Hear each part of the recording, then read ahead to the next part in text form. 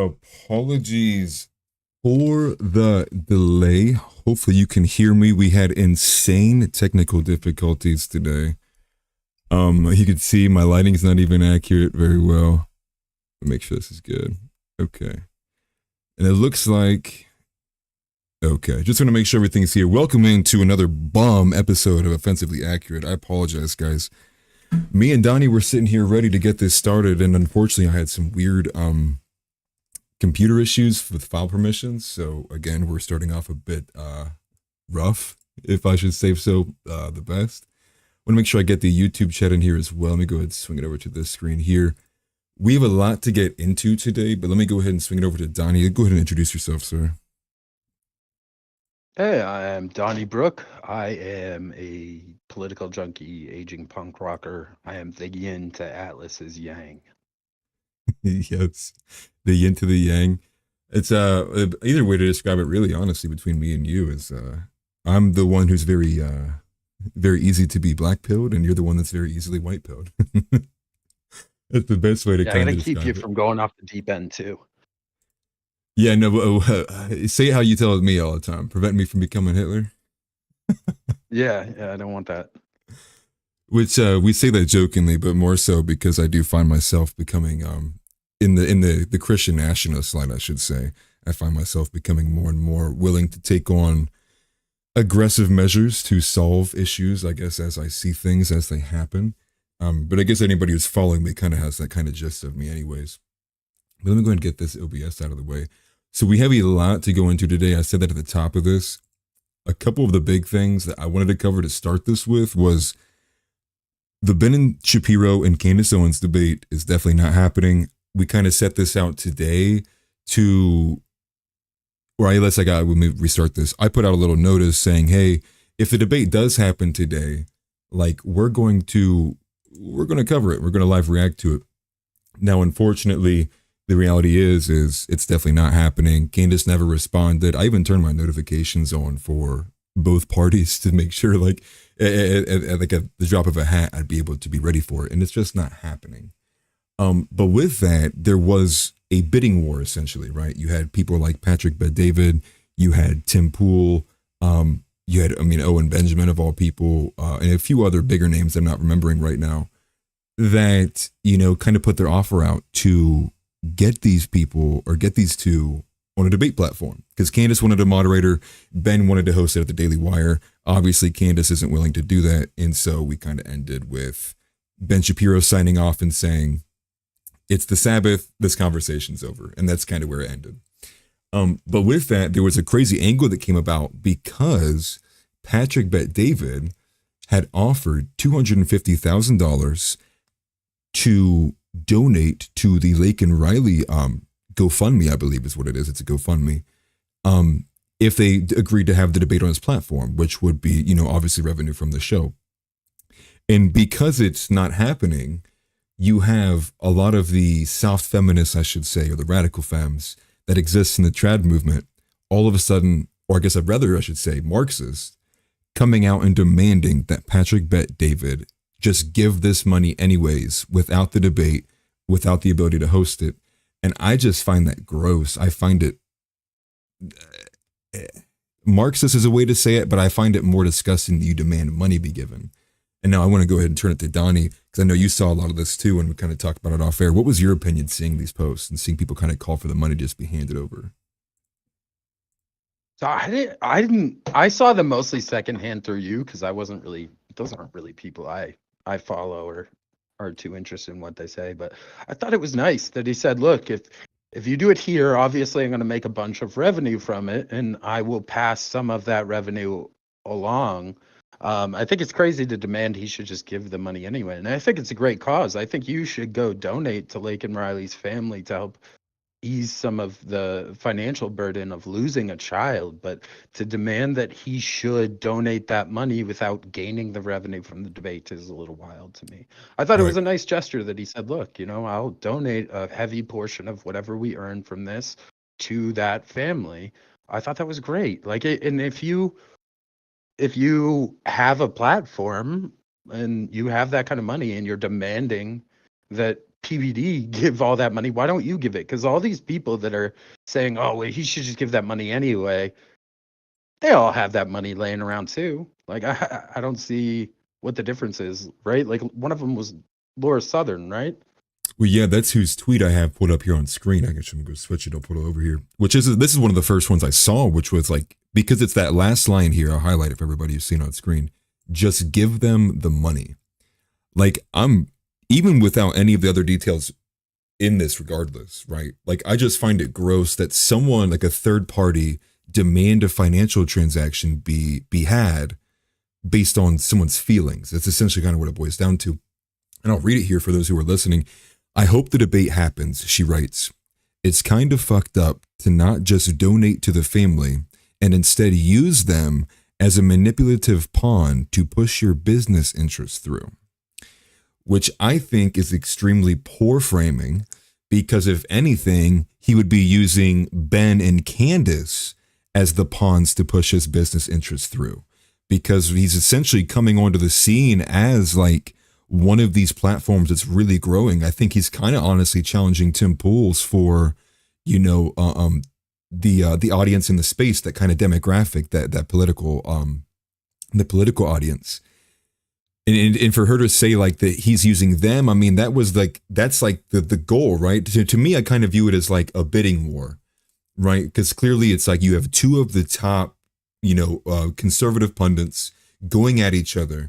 And it's like you would, he's doing his best to kind of pitch his offer out there and saying, not only will you get my platform and my audience's eyes, we're going to make this turn this into a good thing for people who are outside this frame. That way we can turn this into a huge feel-good moment despite all of the negativity around it.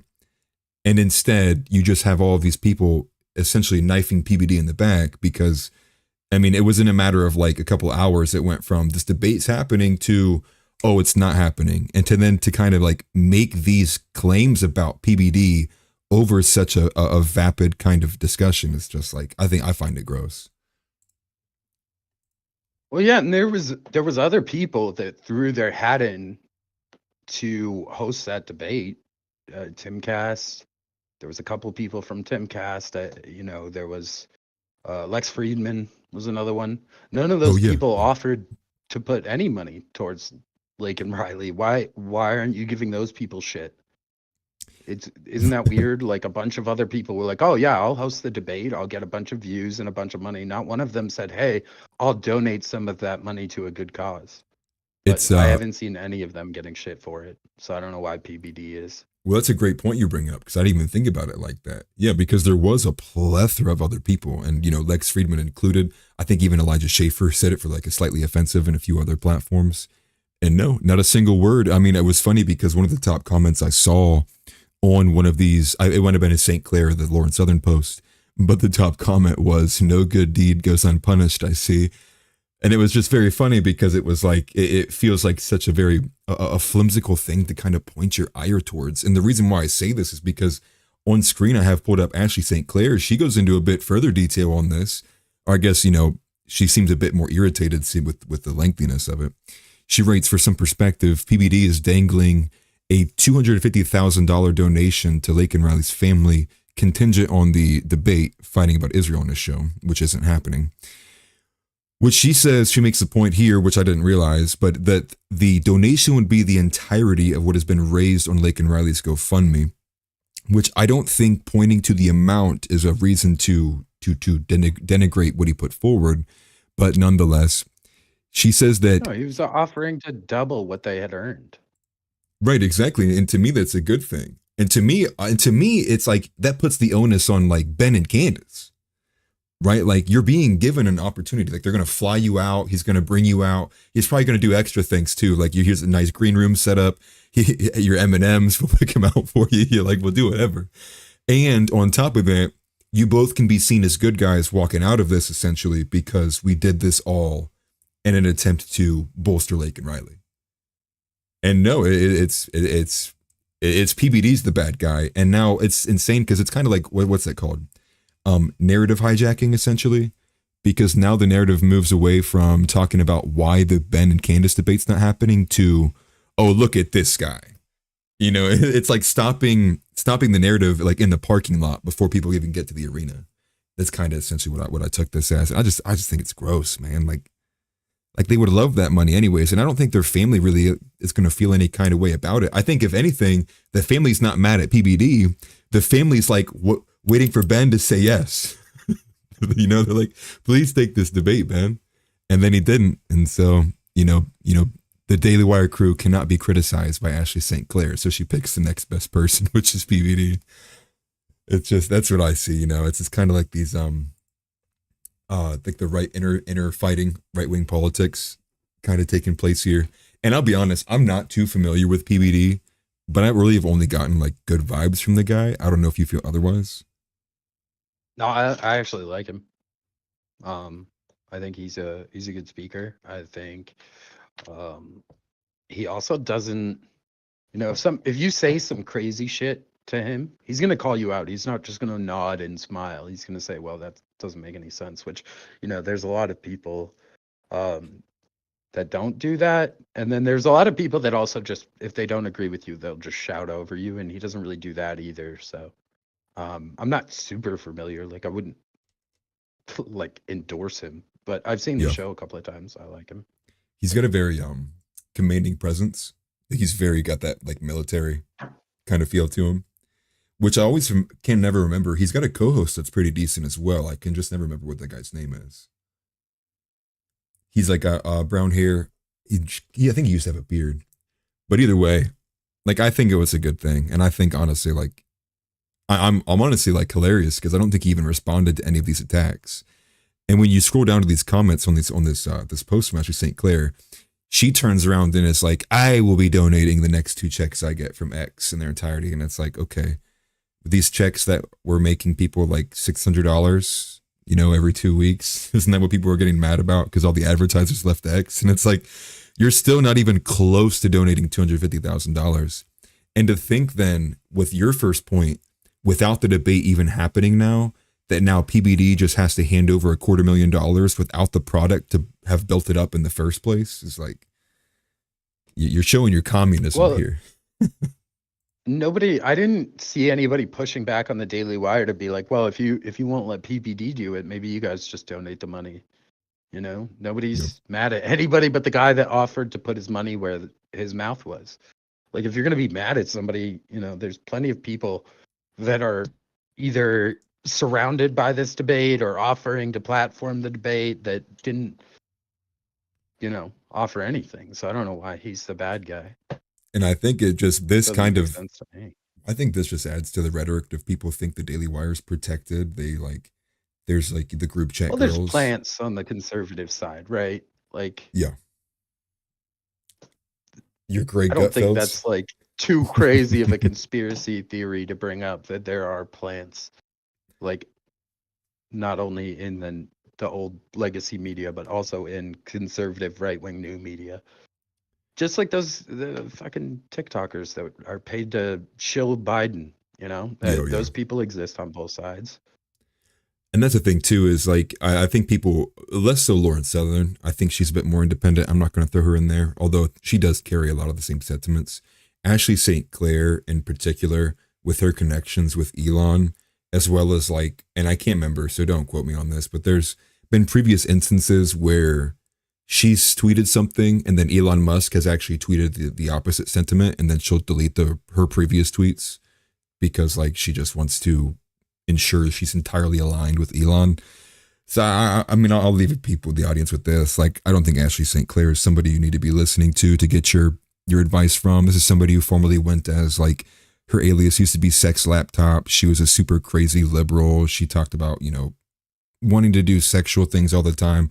It's a really, really kind of weird history. She's been pretty well scrubbed from the internet. But when I'm trying to remember the last thing that she had said. Oh, there was some kind of instance before the birth control thing with Charlie Kirk where she started losing her mind over him saying something about it, where she essentially, I think it might have been Calendargate actually. I think it was something along with Calendargate or that Cake Gate that followed shortly thereafter. Ashley St. Clair had made this post about like, I guess I'm not even a conservative then. And then she said like all she wanted to do was go back to 2012. And it was from that video that she then later got rid of and deleted. People pulled all this old stuff from her, you know, showing her that she was sex laptop on whatever platform it was, and that she was never really kind of a liberal, but or a conservative, I should say. But not to dwell on this, like I just want to show you the opposition. This is why I follow people like E and Elijah Schaefer. This was his kind of statement on it. Watching the Zionist e-girls and e-boys pounce on PBD for offering to donate to make a profitable debate happen is hilarious. They are now mad he was willing to donate a portion of the profit they'd make from a large-scale event, maybe all of it, which is also another point I wanted to bring up to you, which is like, you know, if that video, even if it got 1 million views, like, do you think 1 million views just in pure ad revenue is going to make $250,000? Like, no. And so to think like he'd probably have to recoup that with all other revenue, like sponsorship revenue and things like that. But he just ends this tweet saying, never good enough, weirdos. And that's how I felt too. Like these people kind of, they're complaining out of the tenet of fairness. Like, it's not fair that you said you were going to donate and now you're not donating. Like, that's the way it kind of makes me feel. Like, it's not on any other tenet besides like, that makes me feel bad, so you should. It's just like, okay. If that's your logic, man. But we're supposed to be the logic side. Like, right. Seems like a lot of these people are pretty hung up on feelings still. And even if it wasn't like logic. Go ahead, my bad. Oh, I was going to say, I still think it's a nice gesture that he did, you know, that obviously he could have done what anybody else did that offered to platform the debate and just said they'd do it and not offered anything back. It just it doesn't make sense. Like, and all of these people are, like I said, they're all pretty wealthy. Like, just donate. Also, you don't know he didn't already donate. Exactly. He might have already anyway, and just been like, hey, I'll boost him.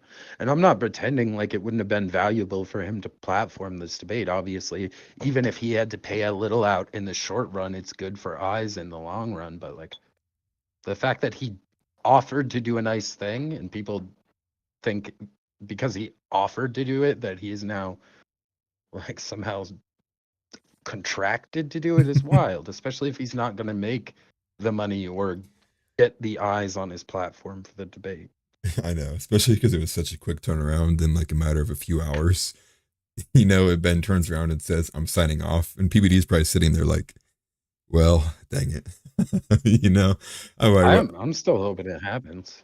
Same. I think it was just a matter of time. It'll just be a matter of like switching things around because, you know, that old saying, like the fiends are knocking, dude. Like they're there. Like, how much longer is the DW going to stand up to being blasted on Twitter from like the Groypers, the Nick Fuentes crowd, Candace Owens stands? Like, it's going to happen eventually. You know, I just like that. It's a pressure cooker. It's like at some point, like, and I even thought Candace would just go on the platform, you know, because I just view her as being like that kind of just, you know, very brave and blunt woman. She'd just be like, you know what, F it, I'll do it anyways. I'm kind of surprised that that wasn't the case that we saw, because I'm sure she would have just taken Ben right up in there without a moderator. At least that's a vibe I get from Candace. Maybe. I mean, she seemed to want a moderator, which I don't think is that unreasonable since it's a debate. Like, I get they both have conversations with people, but clearly they aren't fond of each other. And it's not just a respectful conversation. It's a debate between two people that don't like each other. So I think it's fair to have a moderator. Although we might debate over who a neutral moderator could be, because I didn't think some of the ones that were suggested seemed too neutral. But I mean, like, I think PVD was probably the best one that was suggested. Yeah. I mean, yeah, if I was looking out of any of the group, PBD would have been the best. And then I think the one that was most likely would have been Timcast. Like, that probably would have been the most likely or the most probable. And me and you both know, because I think Tim's kind of like, he leans Israel like 60-40. You were arguing you think it's more than that. That's why I was assuming like that's probably why, especially because even the employees of Timcast kind of like bend the knee to Tim's ideals. It's kind of how they run that. Not entirely, but they're definitely not on air during a live going to start, you know, backing up Candace to Tim's detriment. So when you know that, at least Ben would have had a bit more of a smaller range of ideals, which you knew he would have been presented with on the Timcast show. But that's reality. Is it's probably going to happen. So we have that to look forward to I hope so. next week or so. I hope so. And I don't even really have big feelings on the whole Israel Palestine thing, but it's very clear since I've been on social media that there are certain things that you aren't supposed to talk about, and that's one of those things, and I don't get it, and I think you should be allowed to talk about it. And I think it's so weird that so many prominent political figures will just call you a name or something to shut you down talking about just another country we send money to. Yeah. And it's funny because they're all the same people that are screaming about let's stop sending money to Ukraine. But I mean, realistically, Israel, we've sent more money to over, decades and decades than any other country. So it's weird that you can't ask questions about kind of that funding. And I don't even really know a ton about that area because, geopolitics these days, it's kind of hard to keep up with because it feels a little bit like my house is on fire, and it seems a little bit silly to think, well, I wonder what the neighbors down the block are doing. You know what I mean? Yeah. So I'm more concerned with what's happening here. I don't really know a lot about the current happenings in that conflict, but it does piss me off that people just keep telling me you shouldn't bring it up or ask any questions about it. Let's make your analogy even more specific and more accurate. It's like your house is on fire, and yeah, these people keep wanting to go down the street, see what's down there.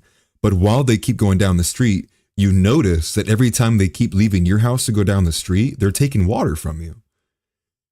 And you're like, dude, listen, like my house is on fire. Like we all live here, bro. Why do you keep taking the water out of my house? Go give to these people. Their house isn't even on fire. Mine is. like They're that's kind of using it to water the lawn. Yeah, right. That's I think how most people feel when it comes to this, ridiculous amount of foreign aid that keeps leaving Americans' pockets and ending up overseas. And then you add that with the fact that some of it's for Pakistani gender care, and you're like, all right, dude, like I'm gonna throw them tea in the ocean, man. Like, F this. It's and the thing is, and one thing I did want to say is like, it's obvious they should have a moderator. Going back to the debate, but the thing is, and what you had said is, there's some things that you can't talk about. Well, it's clear that the DW is putting up this front as if like they're all still really good friends with Candace. She has no reason to feel any type of way towards us. And that's why, even Jeremy Boring kind of backed up Ben when Ben put out the debate being hosted by the DW. And it's like, do you think any of us are dumb enough to believe that you guys have an okay enough relationship that she feels comfortable going on there without a moderator? It's just like, they're reaching levels of like damage control you can't come back from, because now they're at the level of pretending their audience just doesn't pay attention. But maybe that's what they're banking on. Maybe they're banking on their audience just doesn't pay attention. And that's even more terrifying because that's what the left does.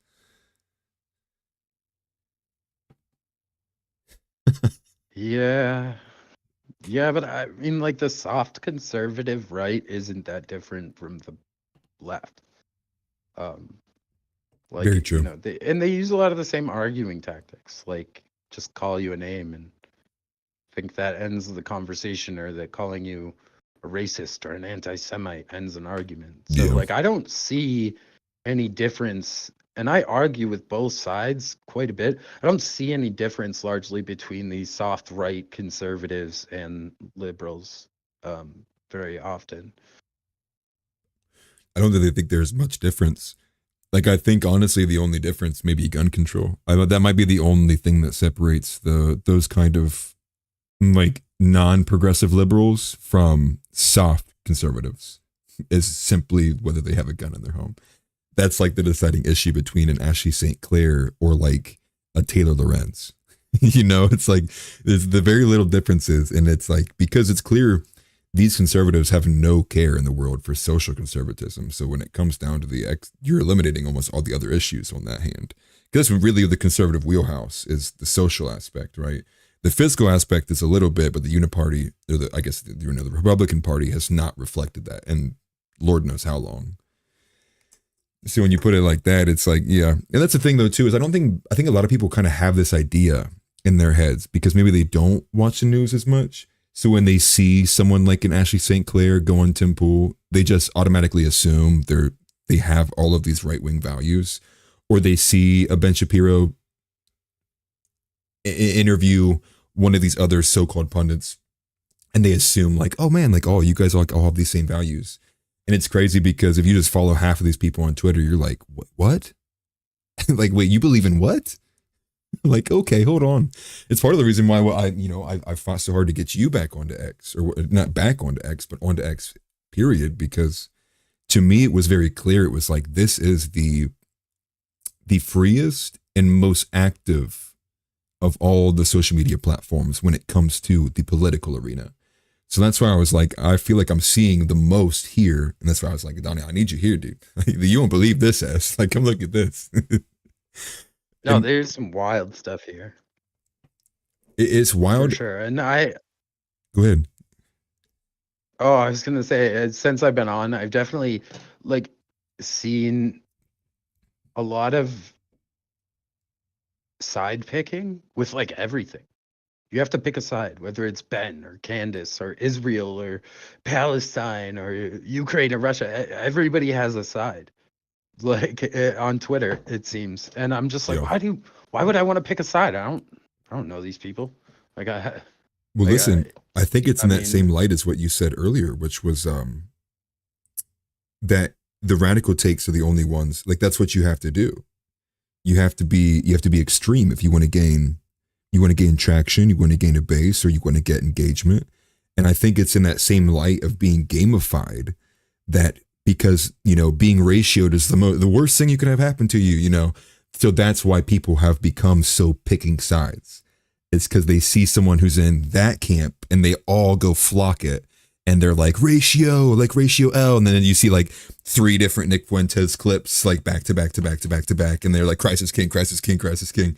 And it's all because these people, it's the same light as what I said with the simping fans, the occult nature of it, where like the girls will, like, they see something they don't like, they quote tweet it, and they're like, well, look at this. Well, we got a porn incel over here, huh? And they'll put the nail polish emoji.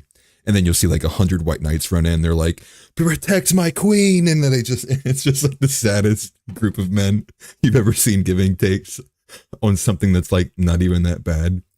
I think that's kind of like, that's where it's at. It's the gamification of social media is leading to people picking sides. Even though it already existed, I think it's kind of taken to a second level, which you've seen. I mean, it's clear. Everyone just wants to get in fights on there. well, and everybody that I've argued with so far has just totally assumed things about me and then attacked those things.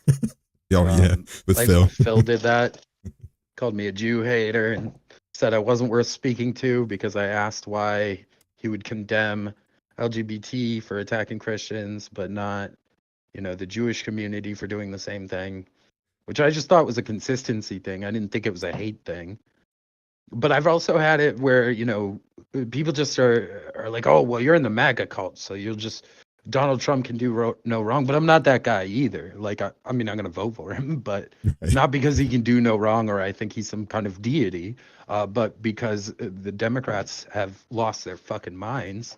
And I don't vote necessarily Democrat or Republican. I vote when I can against the uniparty establishment, and just watching the whole establishment hate this guy, you just know they don't want him there, which is enough for me to want him there. Yeah, right. It's the natural contrarian take. Like, well, they hate this guy, so I want him. Well, like I said, when I was a kid, my therapist that I was forced to see diagnosed me with oppositional defiance disorder, which, if you look it up, is just a innate distrust for authority. So that is me, Yeah, and I never grew out of it. defiant disorder. I probably have a little bit in that, me too, honestly. Oh, we have a chat here from Kukla saying, Happy CERN Particle Accelerator Day. I know that's actually one of the things we are getting into here in a little bit, which Hey, is, Kukla, yeah, hey, glad to see Kukla. you made it. She's she's probably still looking outside of her window, waiting for some crazy explosion from the CERN halogen provider. Or you just wait. I saw the Go ahead. I saw the funniest post. There was somebody saying we should all go get a bunch of like blow up dolls and fill them with helium and let them go during the eclipse so people think the rapture is happening. That's That'd be hilarious. such a good prank if we could get like You see just a a bunch few of people in big floating. cities to do it. Yeah. Yeah. People would be terrified. They'd be running out like screaming. That would be like that would be Happening. domestic terrorism, dude. Like that's But the funniest kind. it would be funny though. I can't lie. That would That's be the funniest prank ever pulled to mankind if we could do it. If we could just get a bunch of people in big cities to just each of you do like 10 to 20 dolls, fill them with some helium, let them go, see what happens. you just be walking around, just people crying everywhere. You're like, dude, what happened here? Is there a car accident or something? Like, it's just I don't Yeah, understand. I told you I texted my mom because I was like, well, if my mom's not raptured, then it didn't happen. Yeah, they call my mom. If she answers, we're good. Yeah, like I was a little worried maybe I just didn't make the cut. But no, if my mom didn't go, no one went. That's hilarious. You're like, let me text my great grandmother real quick.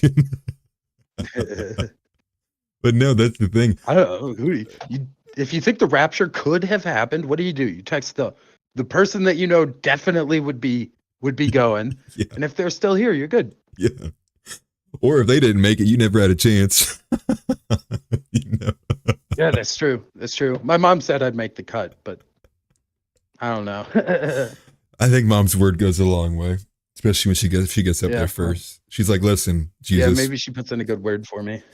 She's like, "My son." She's like, "I know you want to talk to him one way, but listen, he's a good man." My mom would be like, "Well, I know he uses some naughty words, but he's all right inside." I'd be like, "I know he wants to fight demons for you. He's got that going." Oh yeah, give me a flaming sword, man. I'd be down. I'd hang out. No, I thought it was funny Like, when you said that he's just going to bless the guns. Dude, put holy water on the ammunition. It's like, now that would shoot be it. the most American rapture ever if like God Christ comes down to fight the demons and just blesses the guns. It escaped from New York, but it's America. Jesus's face juxtaposed on Kurt Russell. he's he's just going around saving everybody. No, I mean, listen, if it wouldn't have been for all these stupid technical issues, we were going to open up with like, here's all these things going on. There's certain provider being one of them, like, and that's the thing too. It's like we might not be past the rapture yet. The day's not over. The eclipse might have been just the the cherry on top. It's just kind of this nice thing that's happening when you have and the multiple things too. I'll pull this article up here in a second. But the APEP rockets being named APEP, first of all, but the fact that we're shooting them towards the sun during the eclipse at the same time that the CERN particle is being accelerated at like 3:33 p.m., which is some kind of, symbolic. There's some kind of symbology in there. And they pick these times, Lord knows why. I'm not going to pretend to be an expert on the CERN. But man, won't it be crazy if we just start having like a new batch of Mandela effects? Like starting tomorrow, they're like, what are you talking about? It's always been ESPA. ESPN? Like, dude, what are you talking about? Like, just like crazy things like that or it's just like, man, I don't want to be in this simulation anymore. Like they're changing the rules, dude. They're like changing the settings every 10 minutes. Like it's not Well, that fair. video I sent you, I think he said you have 40 days to repent after the eclipse. Yeah, yeah. So, TikTok fellas. Yeah, I mean, listen, that video is great. I actually I liked it and saved it since you sent it to me because it did really well. It's like in 60 seconds it shows the first apocalypse, no, the first eclipse that lasted, that went over 7 different towns of Salem, and then 7 years later you have this eclipse that went through 7 towns of Nineveh, and then it goes back to the book of Jonah, which in Jonah, the Lord gave Nineveh 40 days to repent, or I believe that was the command Jonah was given by God to tell the people of Nineveh. And then that's what's referred to by Jesus when he says, you will know by the sign of Jonah. So, and then he also made the point was on this X where the eclipse paths cross, there's a town named Rapture in the middle of that. There's just so much crazy things that go on with it too. But I mean, let's just go to the overarching discussion here, which is, doesn't it feel more end timesy now than it probably ever has been before? Like, isn't that the vibe you get? Like, it's always kind of out there, and people kind of go, "Oh, it's the end." Like here lately, it's been like, I think everybody kind of believes it. Even like non-Christians or non-religious people, they get these vibes. I'm like only a semi-religious person, and I'm still trying to figure out what part of the book of Revelations we're in. I'm Yeah. not like I very much distrust churches as organizations. I believe in God, but I'm definitely not the most Christ-like person you'll meet. And even I'm sitting here like, who's the Antichrist gonna be? Yeah, it's gonna just be And there's a some lot in the unknown. book of Revelations that never would have made sense before all of the advances in technology that we've experienced in the last few decades. Yeah, I mean, and too, like, I mean, I posted this as my verse of the day, I think a couple of days ago, when the earthquake happened in Taiwan, only for two level 4 magnitude earthquakes to happen the following days in the US. I believe it was Jersey, on the Jersey fault line, on the Trump golf course. And it's talking about, so in the book of Revelations, it talks about the first woe, the second woe, and I forget how many there are. Forgive me, I should be a better Christian. There are, but the second woe is called the second woe has passed. But he says this when a great earthquake shakes the earth. And what he says during this moment is, during this earthquake, um, the people rise to the clouds with him. And he says, now that second woe has passed. Now, clearly, you didn't see a bunch of people floating up to the sky when these earthquakes were going on, but it was kind of just odd timing that you have all these earthquakes at the same time. The CERN's going to be activated in 2 days. The eclipse, all of it happening in a 4-day period with the Statue of rockets. Liberty got hit by lightning. And yeah, and that's the other one I was going to bring up too. The Statue of Liberty get hit with lightning. I think that was the same day that the Jersey earthquake happened as well. Fact, correct me if I'm wrong, but I believe that was the same day. If anyone's in the chat, um, and then I forget where I was going.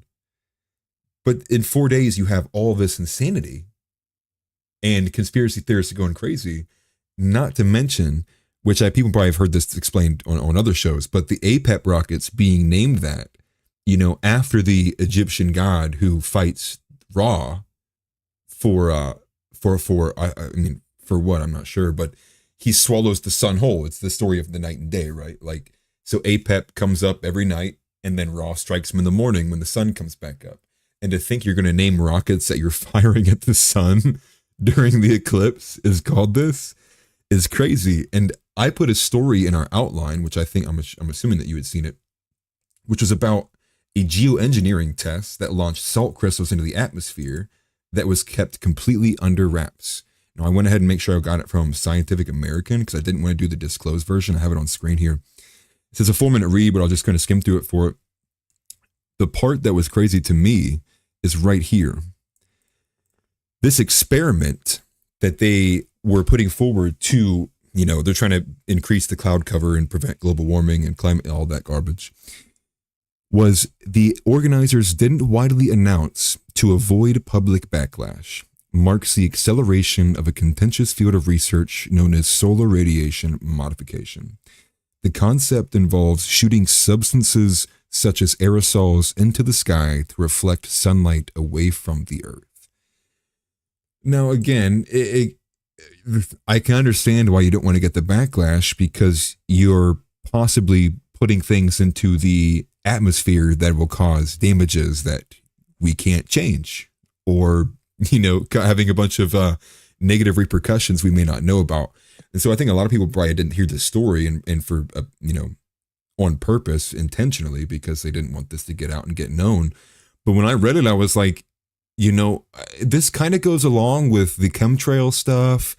And they want to sit there and tell you like chemtrails aren't real. Like, no, that's not a thing. And I'm just like, they can shoot salt into the sky without even using a plane to kind of layer it and intentionally place it. It's like, I mean, it kind of follows that same logic of with NASA saying like, I know we went to the moon, this, like, 20 years ago, but like we can't do it now because like we lost technology. It's like I don't think anyone buys that. It's what makes it the moon landing story really hard to believe about the technology aspect. But I think this with the chemtrails, like how much stuff do you think they're constantly putting out into the atmosphere all the time? And who knows if even if this is the actual purpose, if they're just saying this is what it's supposed to do.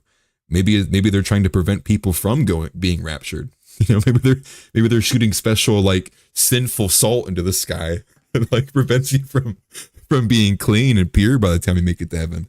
Like I don't know, but I do find it alarming that they can just not tell anybody and do it.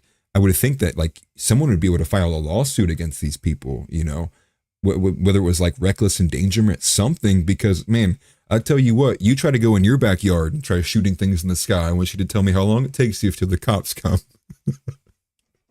I just find it irresponsible at best. Well, and the contrail people the community notes on Twitch are working overtime on that thing. Every time somebody brings it up in my feed, it's community noted. I took a video this morning because Evan Kilgore, he's a very America first. He's a former Israel first. He actually had a huge viral post where he totaled himself. He took a screenshot of a post he had like on October 8th, which was like, you know, down with Gaza, like we must exterminate Hamas. And then like it was like him now and him being like, hey Ben, like why are you like da da da da? Well, he posted a video or a picture of wherever he was at. I believe he's around Dayton area, of the sky. No joke. I responded to him and he replied back to me too. I responded to him because as soon as he sent that, I was out and about. I was in a parking lot and I was like, okay. I literally just looked up in the sky and took a quick video. And no joke, this is about 2 hours before the eclipse is going to happen. This is all I see. Streak, streak, streak, streak, streak. I go into the gym. I come out. The whole area is cloudy now. And it was completely sunny before then. So like, I didn't take a video for the after portion because it was cloudy and it's like, what are you going to see there? But in a matter of like an hour, and you know, I'm not no, what do you call it, meteorologist or anything, so don't even expect me to tell you weather patterns or anything like that. I just find it odd that it was entirely sunny, completely clear day, nice. And I noticed all of these chemtrails in one area too. It wasn't like they were all across the sky. It seemingly was all in this area over Dublin, which is where the eclipse path is going to be. And I come out of the gym and what do you see? Clouds. And it just hit me like, how long have they been doing this stuff, dude? How long have they been seeding clouds up in the sky with, you know, nefarious purposes? Because I'm only going to assume it's nefarious because of what you're saying. There's all the overtime work they do. It's not real. Conspiracy theorist. You hate God. You know, like they're like just saying random stuff. Well, you can also find people that are openly admitting that they're doing maybe not this, but there's like company in California that uses drones to try and seed clouds, basically in hopes to make it rain. And the idea is to put the moisture in clouds to force it to rain. You know, so if those companies exist and they're admitting like, you know, we're trying to control the weather, I personally think it would be silly for you to think the government doesn't have some kind of weather control program somewhere. You know what I mean? Yeah. Also, MK Ultra for years was something people were like, "Oh no, that's crazy talk. That never happened." And Yeah. you know, then eventually they just admitted it quietly where nobody could see it. They did the same. The CIA did the same with remote viewing recently, which is interesting. They admitted that that exists, but largely you hear the part where they're like, "No, if you believe that, you're crazy." But then when they later admit it, nobody hears that part. Remote viewing. Forgive me. What was this? Oh, we can't get into that. That's a whole thing. Oh You'll have to gosh. Google it. Okay. It's basically the CIA admitting that, I don't know, psychics exist, kind of. Interesting.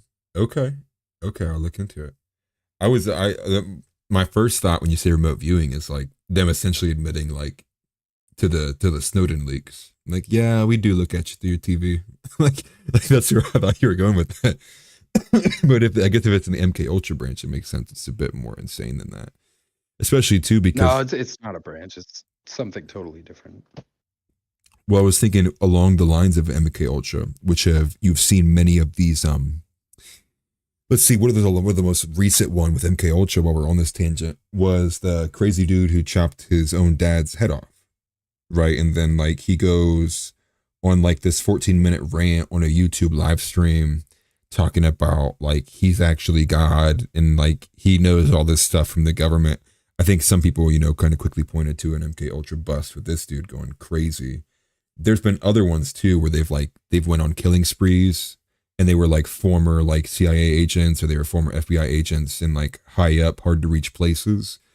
And I think that does call into I try question. not to speculate on certain cases of it because I think it undermines the fact that they admitted that they did it, right? Because I've heard people like speculate like the like Batman movie theater shooter and like all these other people could have been MK Ultra, but like they admitted that they did the program, which I think is really the important part instead of trying to guess if, certain tragedies were related. Yeah. Um It's not a matter of I which like to ones. focus on the part I've seen evidence for, you know? Yeah. Yeah, because especially if they've already came forthcoming for it, it's like, yeah, it's more important that they said that it's happened rather than determining which individual ones are. So it's like, what's that word? It puts a large dose of healthy skepticism into every one of these instances when you do see like these public shootings go viral, which a lot of people have thought, and I'll go ahead and put myself in this bucket in this boat too, which is some of these school shooting instances do seem so media narrative ready that it does kind of call into question the organic nature of such instances happening. I won't claim any specific one, but I think there's a lot of people who kind of have viewed some of these things as like, oh, come on. Like, oh, come on. Like you think I'm gonna believe this? But to even say those kinds of things puts you in the Alex Jones um defamatory oh my gosh, Sandy Hook category for, and nobody wants to be facing $2 billion of defamation charges when you get a summary judgment and you can't defend yourself. But I mean, I guess to get away from the MK Ultra stuff and go back to the geoengineering, which is my bigger thing, is like it's an experiment. And if this experiment goes poorly, it's just another East Palestine incident where no one will face any real consequences. It'll just be all of these sad people who have, no idea what's going on. And next thing you know, they're like, wait a minute, like, why do I have sores all over my thighs? Wait, do I have a cattail growing? Like, and then those people just like, they just get screwed. Like you were the experiment. And like, and no one's gonna, and I mean, this logic stretches to the COVID vaccine as well. But to put it more distinctly here, because they admitted they weren't going to go public with it, I just like, more than irresponsible, it's like it's criminal if you can connect some dots and be like, hey, this experiment you launched like 10 miles from my house, all my animals died in 3 days. Like, I know that you did something with this. But then again, who are you going to go? You can't go to the police station. They're going to file a report and they're going to be like, we'll look into it, man. Like, they're not going to care. They're not going to do anything about it. And it's just like, Yeah, we're all kind of, the weather control programs are definitely ones that I expect to be, it's not happening. It's not happening. Okay, fine, it's happening, and here's why it's a good thing. yeah, Right? right, yeah. I very much expect it to go along with that pattern. They love that pattern. It's effective because it keeps working. And people just keep eating it up. On who? It's not working on me. But I know it ain't working on me either. But I'm I saying was they on keep Twitter doing when it. they tried to do it about Haitian cannibalism. I didn't see a single soul that was like, "Oh yeah, okay." They I don't think try. that's working on anybody. Well, for those who aren't familiar, that's a concept known as pre-programming, right? Which this concept is if you can, what's the word? Kind of seed this idea into the public mainstream, and the pushback's not too great, well then it's kind of like you got their permission. And that's kind of like the way that pre-programming kind of works. So I see it as like CNN tried it with Raza Aslan, we're gonna run this documentary and we're gonna like kind of brighten people's viewpoint and perception of cannibalism. Like it's not that bad. And then Raza Aslan, and a terrifying, terrible interview that destroyed his career, has like a necklace of human parts put around his on his neck, and then he's like very timidly just like okay, like eating brain while these savages like sit around him like already they're like one of us, and it was clear like nobody enjoyed it. He got blasted for years. He tried, Tim would not let it. Temple would not let it die. Constantly saying like, "Oh yeah, Roz Osmond's a cannibal, right?" Like at random points on his shows, and that's kind of how I viewed the Haitian cannibal stuff. Was like, they've been trying to put it out there in the ether with the Roz Oslan stuff, other instances, and they're like, "Well, look, dude, like Haitians just like do this. Like it's okay. That's Haitian culture, man." Like everybody's like, "Dude, we're not buying this." I saw at least a few articles that were like, well, cannibalism is a taboo that maybe we should get over. And I'm like, great. They wanted me to eat bugs, and now they're like switching it to eat bugs and people. I'm not fucking doing either. Like, there's always some mainstream New York Times article that's like, Haitians are eating people, but maybe you shouldn't judge them. Maybe eating people's not that bad. Like, we have no values or morals anymore as a country. It's so sad. I know. Well, listen, I'm wondering if they looked at the bug supply and they were like, "Dude, there's not enough. We got to switch. We got to switch They're to just people." getting us ready for the apocalypse they're about to like perpetrate on us. They're just getting us used to the idea that we'll have to survive on eating bugs and people. I mean, how many Civil War through movies? the economic collapse that they're creating. Yeah, that the ones that they're designing, that they're like orchestrating to the very T. Well, they all have their bunkers that they can go to, and their government bases and billionaire fallout shelters. And You better be good friends with Rick Ross. Like, that's the only way you're gonna make it. Find your way like 800 meters down underneath sea level. Like it's the only way. The real Rick Ross or the rapper? The rapper. He built a bunker. He's a fraud. The guy was a corrections agent before he went rapper. He's a fucking Yeah. This was recently actually shown to me. It's cool that you know it too. I had no idea. But people, I think it was actually in relation to that bunkyard, bro. The bunker thing. Yeah, industry plants. That's what people. That Bobby Altoff girl. That was like one of the biggest. Who's like. that? Yeah, right. Exactly. She's the. No. Who is it? No, right. That's what I'm saying. Like she's apparently this huge podcaster who gets millions of views, and she had on like it was in a matter of like a week. She had on people like Lil Yachty, Drake, like The Weeknd, I think, and people were like, "Plant? Like who the hell is this woman?"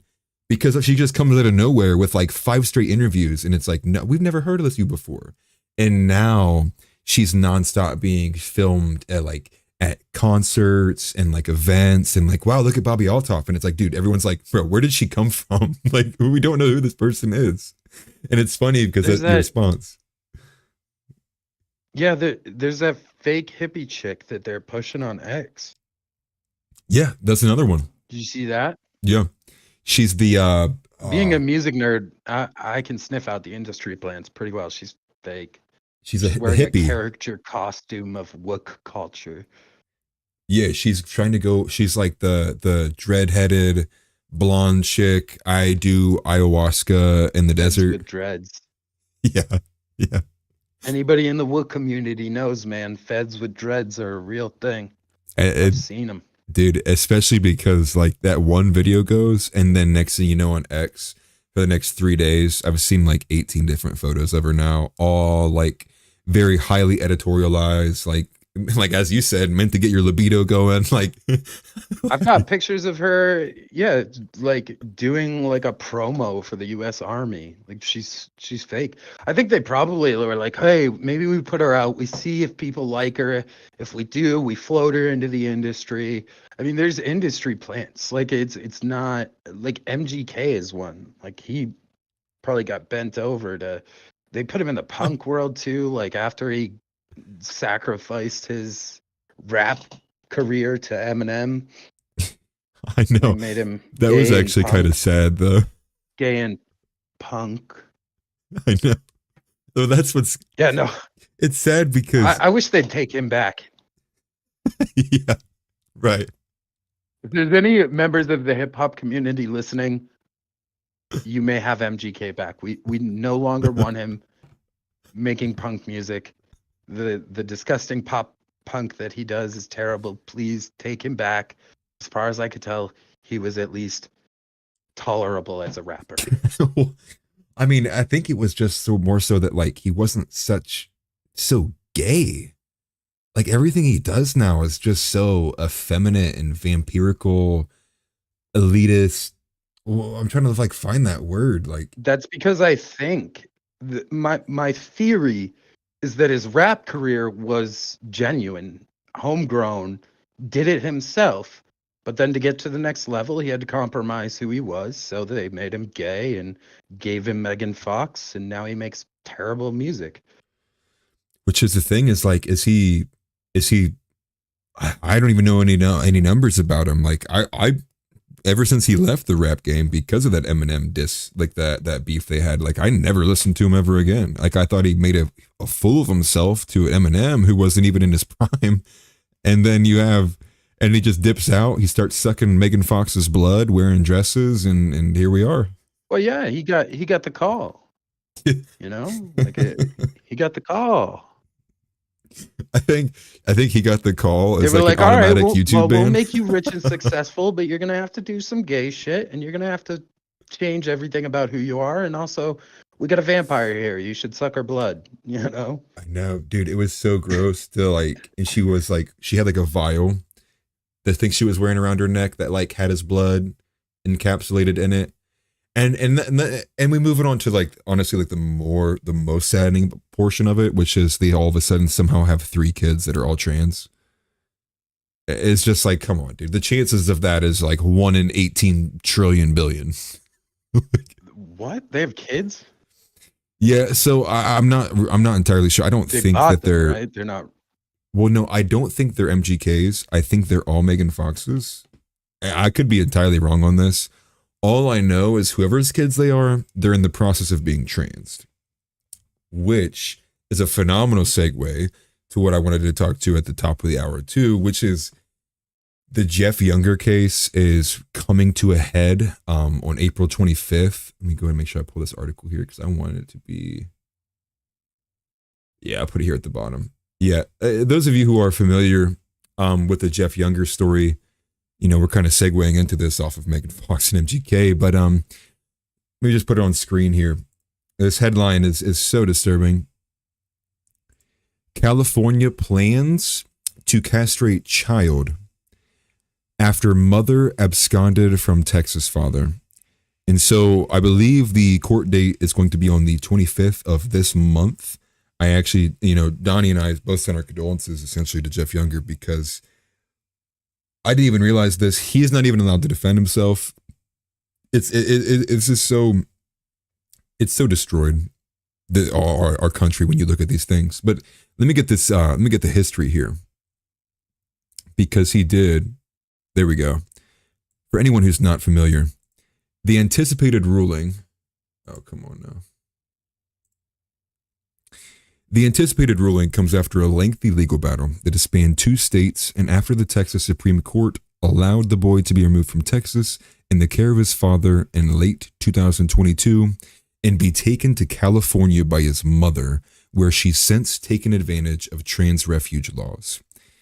So the wife moved her son James, and he also has a twin brother. So Jeff Younger has 2 sons. I believe it's just the specific one that she's trying to facilitate this castration of.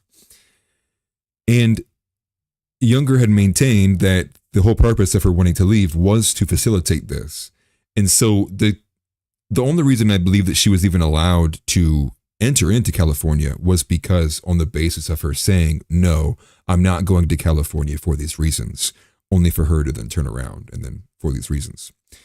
So what it says here, though, is the Texas Supreme Court justice blocked and dismissed Jeff Younger's concerns and warnings around the trans refuge law, claiming that his fears are no more likely to be realized in California under SB 107 than they were before the bill's enactment. saying essentially, Jeff, you're an idiot, like nothing's going to happen. And so they dismissed him. And so, according to the justices, whose ruling directly led to the pending castration of young James, they said his father misreads California's new law.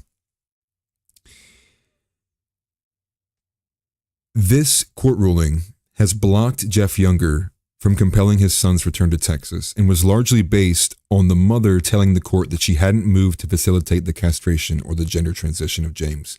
But now it is clear that this is such. So, all in all, the main portion here is that you have a man who fought tooth and nail in the state of Texas.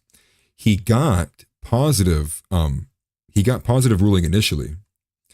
She ended up fighting back, saying that she should be allowed to the freedom of movement, and which then I believe that's when Jeff had argued, well, no, because if she's allowed freedom to movement and she moves to here, she'll do this thing that I don't want her to do in the first place.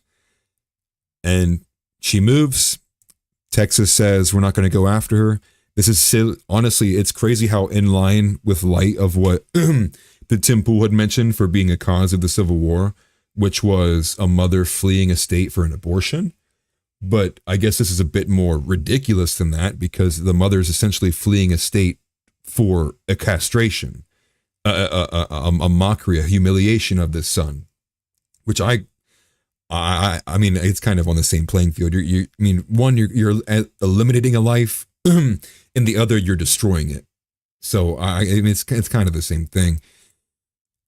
If you can, I mean, reach out to Jeff. I believe I want to turn it to Donnie, because I think Donnie has information on the donations aspect of it. You said something about a battle chest or something. Maybe you don't. I know you had said that you would reach out. No, to a battle chest. I sent Jeff. So what Jeff is going through is the closest thing to like a real life horror movie that I can imagine. Your wife betrays you, kidnaps your kids, and brings them to a place where she can legally castrate them, is the plot of a dystopian horror movie to me. So I reached out to Jeff, and he was one of my first follows on Twitter. You know, we certainly don't agree on everything, but he's a nice guy, and he's super fucking smart and very respectful. Yeah. So I reached out to him, and I said if he did have a GoFundMe for a battle chest, that not only would I donate what I could, but that we would, you know, both promote it as much as we could, even though we have a small platform. At least, you know, you do have a platform.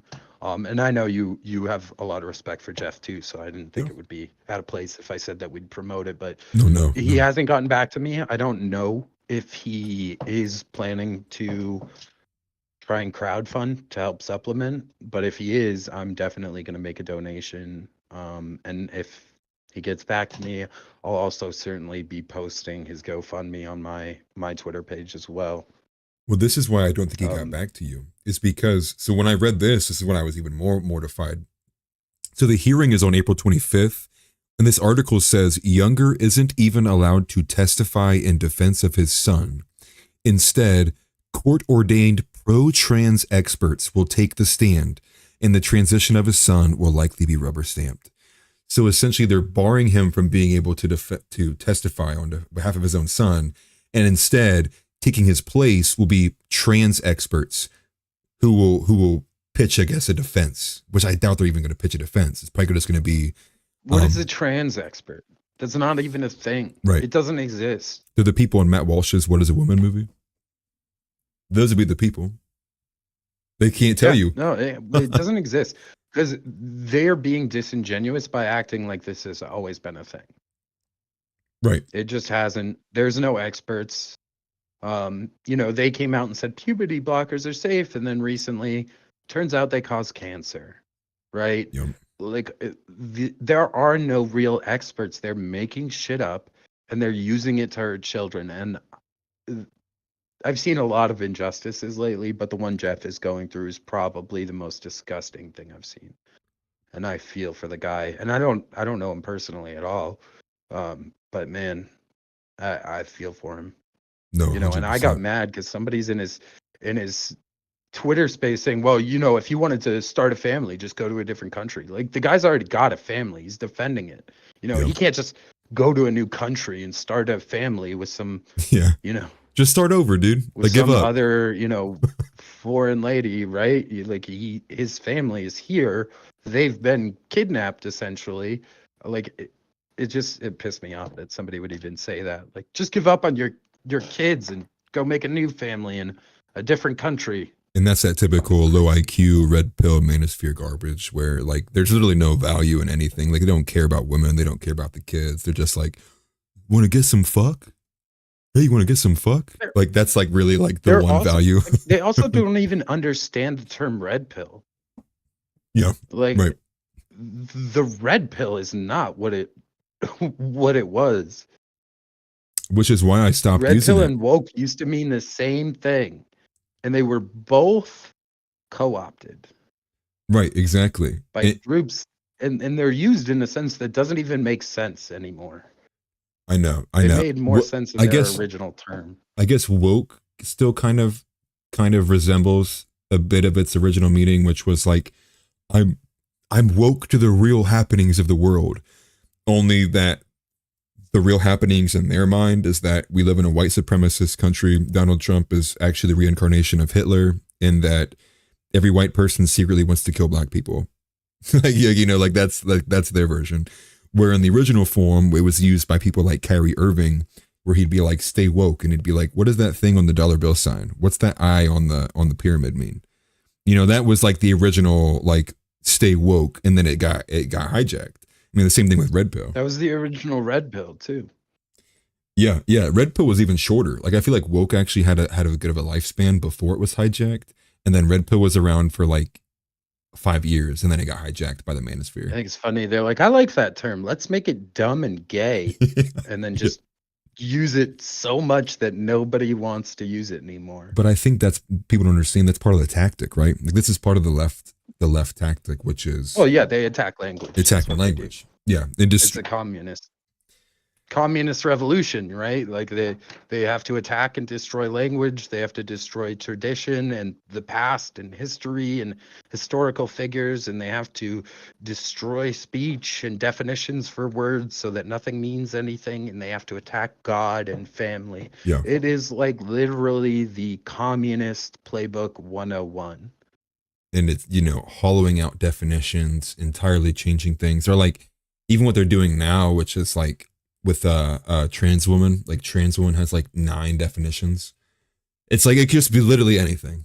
There's actually nothing that can define it, and then it's all circular too. Like you can't even if you can literally just constantly keep clicking the link women women women on Wikipedia. It just keeps looping you to like 14 different definitions because it's just like they won't be honest about it. And Can you name one good thing that's come out of the woke movement? Because I've got one. I've got one thing. Can you name any? I think the initial Me Too movement that sniped out people like the Weinsteins, and there's another one that I'm thinking of. But outside of that, like that's like the only positive I can think of. You probably got a bigger one. Oh, yours is definitely more serious than mine. Okay. My favorite thing that's come out of the woke movement is guys on the internet saying it's not gay if you suck girl dick. Oh God, please stop. That's a kind of content I never thought would exist, but it's become my favorite content. You talking about the one where the cowboy hilarious. kicks the door open? Like, hey, look at my trans wife. Like that one pisses me off, dude. It does. It makes me angry.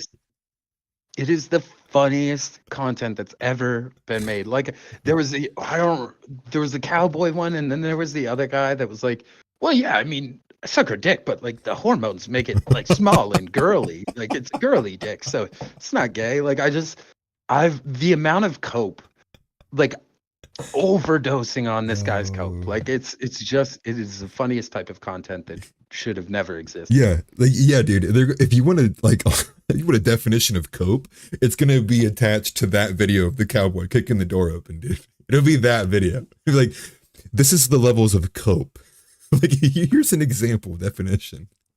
And it's just like, I mean, dude, and I'll be honest, like these things like make me actively like angry. Like it was funny the first time I watched it, and then I see it everywhere, and really? I see 4 different versions. Yeah, and now I'm just like, dude, this guy believes this. I was in tears. I was laughing so hard the first time I saw that I was crying. That's how funny I thought the whole thing was. I mean, it's It a is good sad though. kind of funny, right? Because it's kind of that funny where you laugh and then you're like, oh, but these people exist. Yeah. They're real. They're out there in the world. But man, it's my favorite. I'm sure. Have you seen the other one too? It's like the guy's like Puerto Rican looking, and he's all tatted up, and he's got like a big gold chain. Oh, dude, his is a little worse, No, dude. but I love this shit. So if you have other videos Yeah. that fit this format, send me all of them because it's the funniest thing I've ever seen. If I It's if I see it, I will send it to you because that one dude, I couldn't and even if be there are mad. people watching, if there are people watching and you have videos that fit this format, it is a guy saying he's not gay because he's sucking girl dick. Please send me those videos. They make my day. They make me smile. I know it's terrible. I know the world is going to hell in a handbasket, but God, it's funny. It's so But funny. but it's funny to me because the gay guy, that gay cowboy, is doing exactly what the transgender woman is doing, which is putting on an entire caricature of what he believes to be a masculine man, wearing a flannel rolled up sleeves. He's got 3 buttons popped open. He's wearing a cowboy hat that don't even match nothing. He's got some big old cross chain wearing on, letting his chest hair out, and he All starts the right. video by kicking the door down. So we live in very different parts of the country, so I'm gonna acknowledge that real quick. But I've never seen a guy wearing a cowboy hat and thought, that's manly. That guy's tough. What I think is, We man, do. that guy is a full-grown adult and he still pretends he's a cowboy. Like you seen that picture with Ben Shapiro and his big fucking cowboy hat? You think that's Yeah, masculine? yeah, yeah, yeah. I cannot. And I will admit, as a punk, never been big into the cowboy culture. Urban struggle by the Vandals and all. But man, it's fucking silly to me. Could you imagine if I walked around in a top hat and was like, look at how manly I am, and people are like, that's fucking silly. I might respect It's that the more same than you thing to wearing a me. cowboy hat, to be honest. Yeah, it's so silly. Like, and they're always like businessmen. They're never like out there farming or wrangling cattle. No, well, listen, that's what I think we had this conversation about cowboy attire like a while ago off air. I do. There, Maybe I like to rant about cowboys and horses because I don't trust animals with dead eyes and people teeth that killed Superman. So yeah, oh yeah, yeah, I'm sure yeah. we've had this conversation. If you've known me for more than like a couple of months, you've probably heard me rant about cowboys and horses at least a few times. Because we are from 2 different areas. I will say this because where I'm from, there's like 2 versions of guys who wears a cowboy hat. There's a guy who wears the cowboy hat with golden cufflinks. He's got a golden spur. His snakeskin boots are nice. There's jeans are tucked in.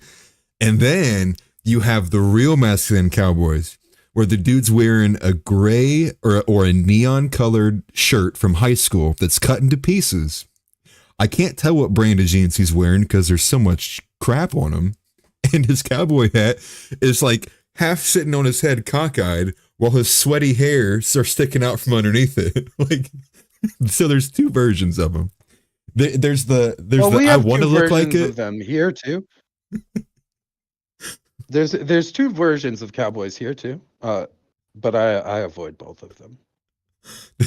They're all gay to me. If you have a cowboy hat on, I'm probably not going to hang out with you. I guess is my point. You're like you're like my new political position is I'm opposed to whatever wears cowboy hats.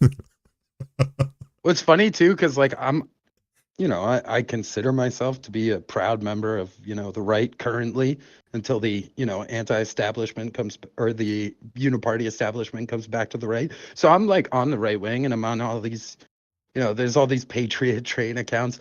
I bet there are people that follow me that wear cowboy hats. Those aren't the people I'm talking about. You're like just to save some face here because I do have some new Yeah, followers. yeah. Uh, if you like horses, that's fine. I don't trust them. You're gonna get on X in a minute and you're gonna be like, why is my account suspended? My follower account's like halved.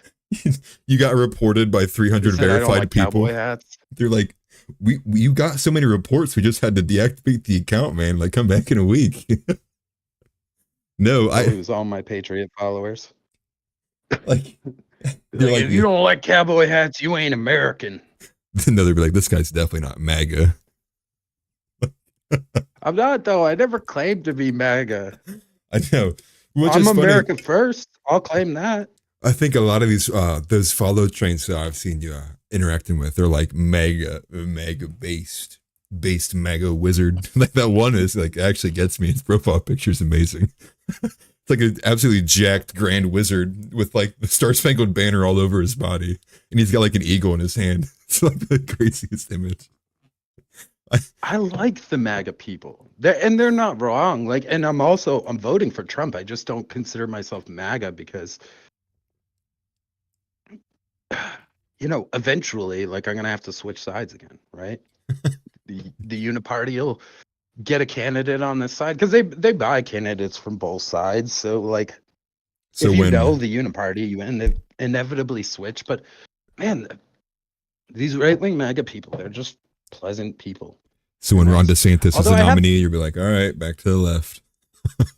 Yeah, you know what I will say though is I've had a couple kind of Twitter back and forths with some leftists, far more pleasant than my interaction with Phil. They were respectful. They didn't agree, but they didn't call me any names. So I mean, there's good people out there that are still just dumb and voting wrong.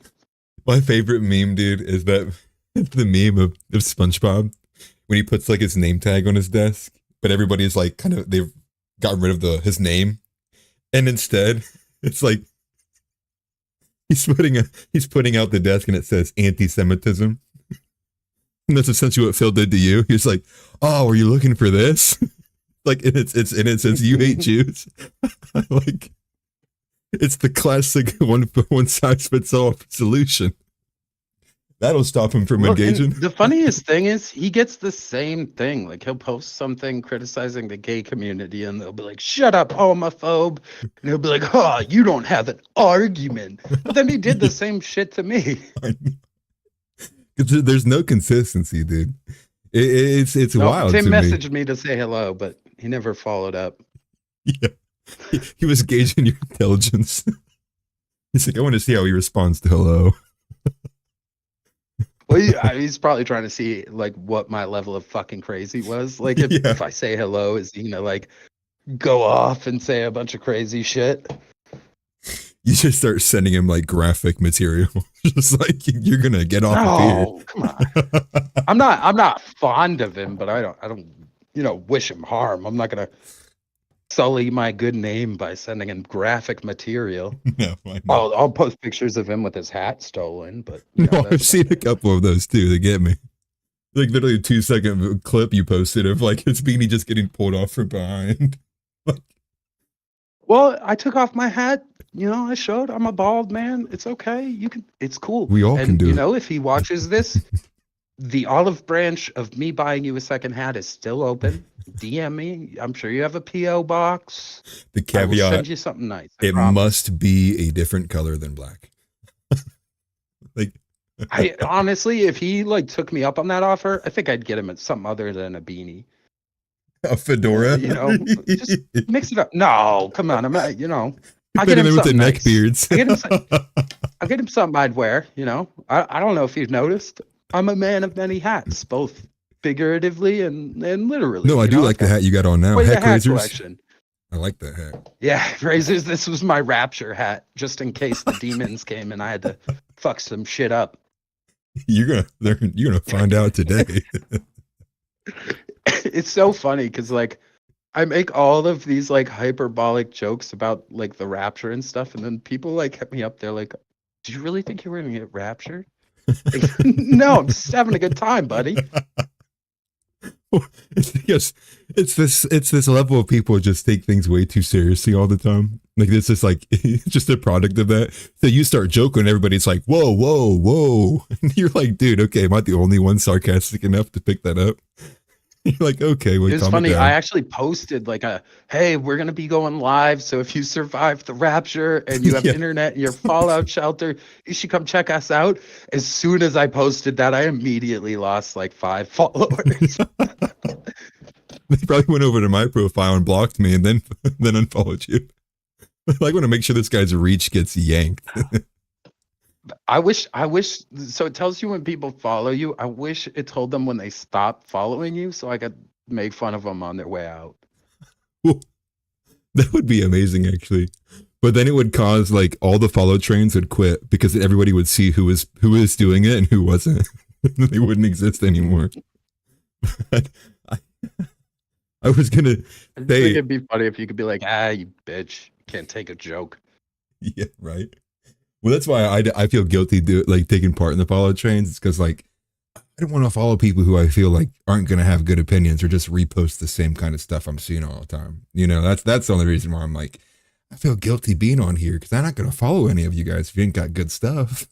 You know what I mean? Like I just want some good level of it.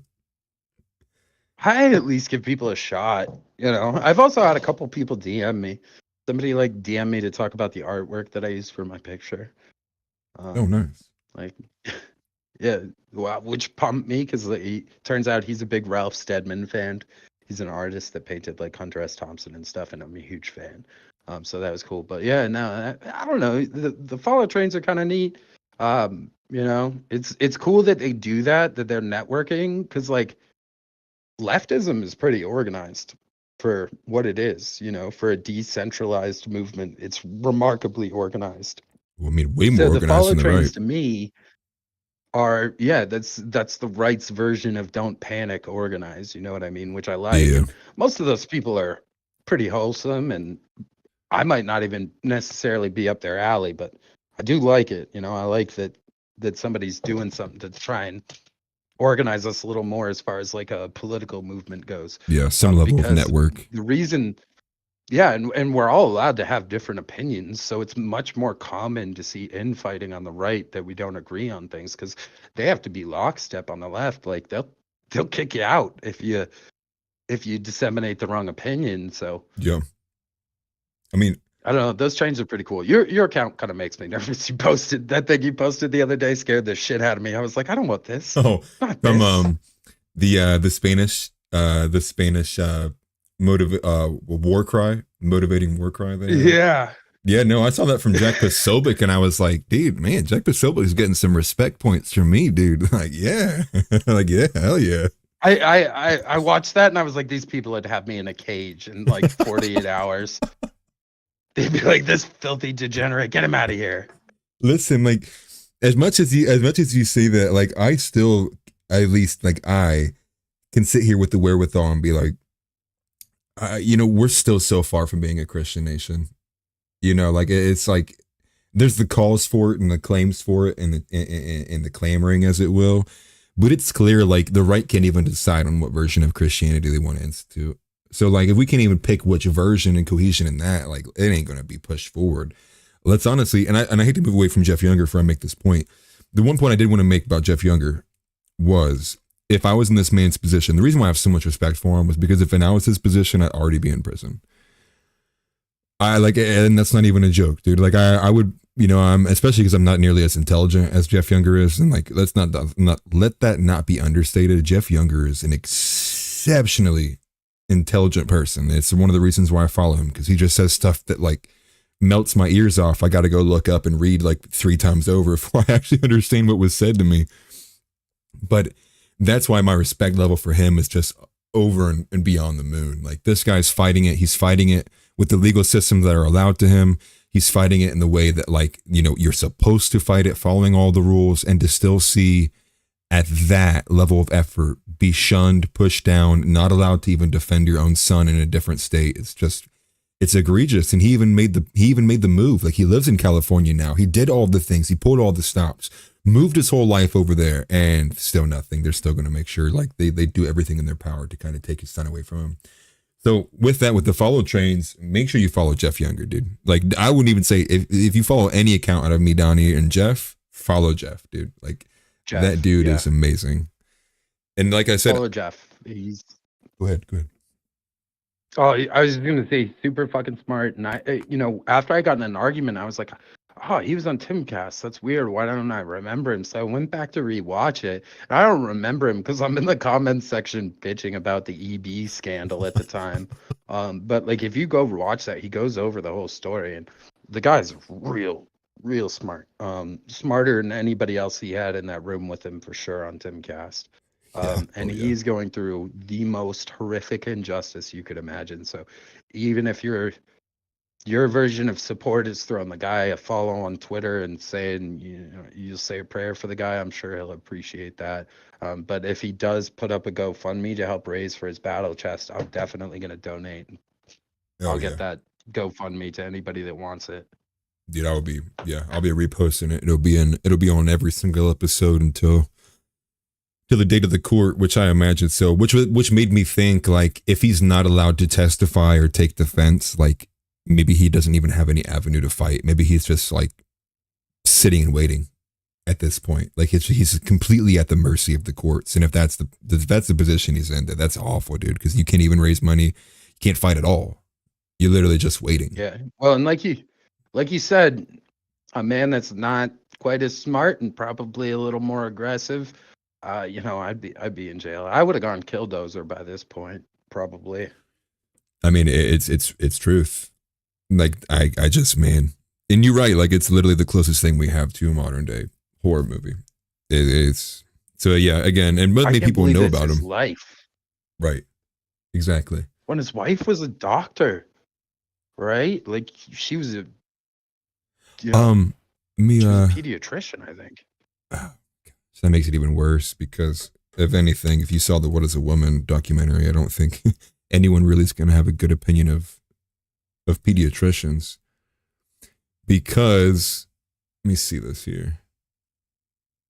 Yeah, she's a pediatrician from law.com. The boy's mother, Anne Gorgolas, because it's not younger anymore, obviously, a pediatrician, was recently allowed to relocate anywhere in the United States with the party's children.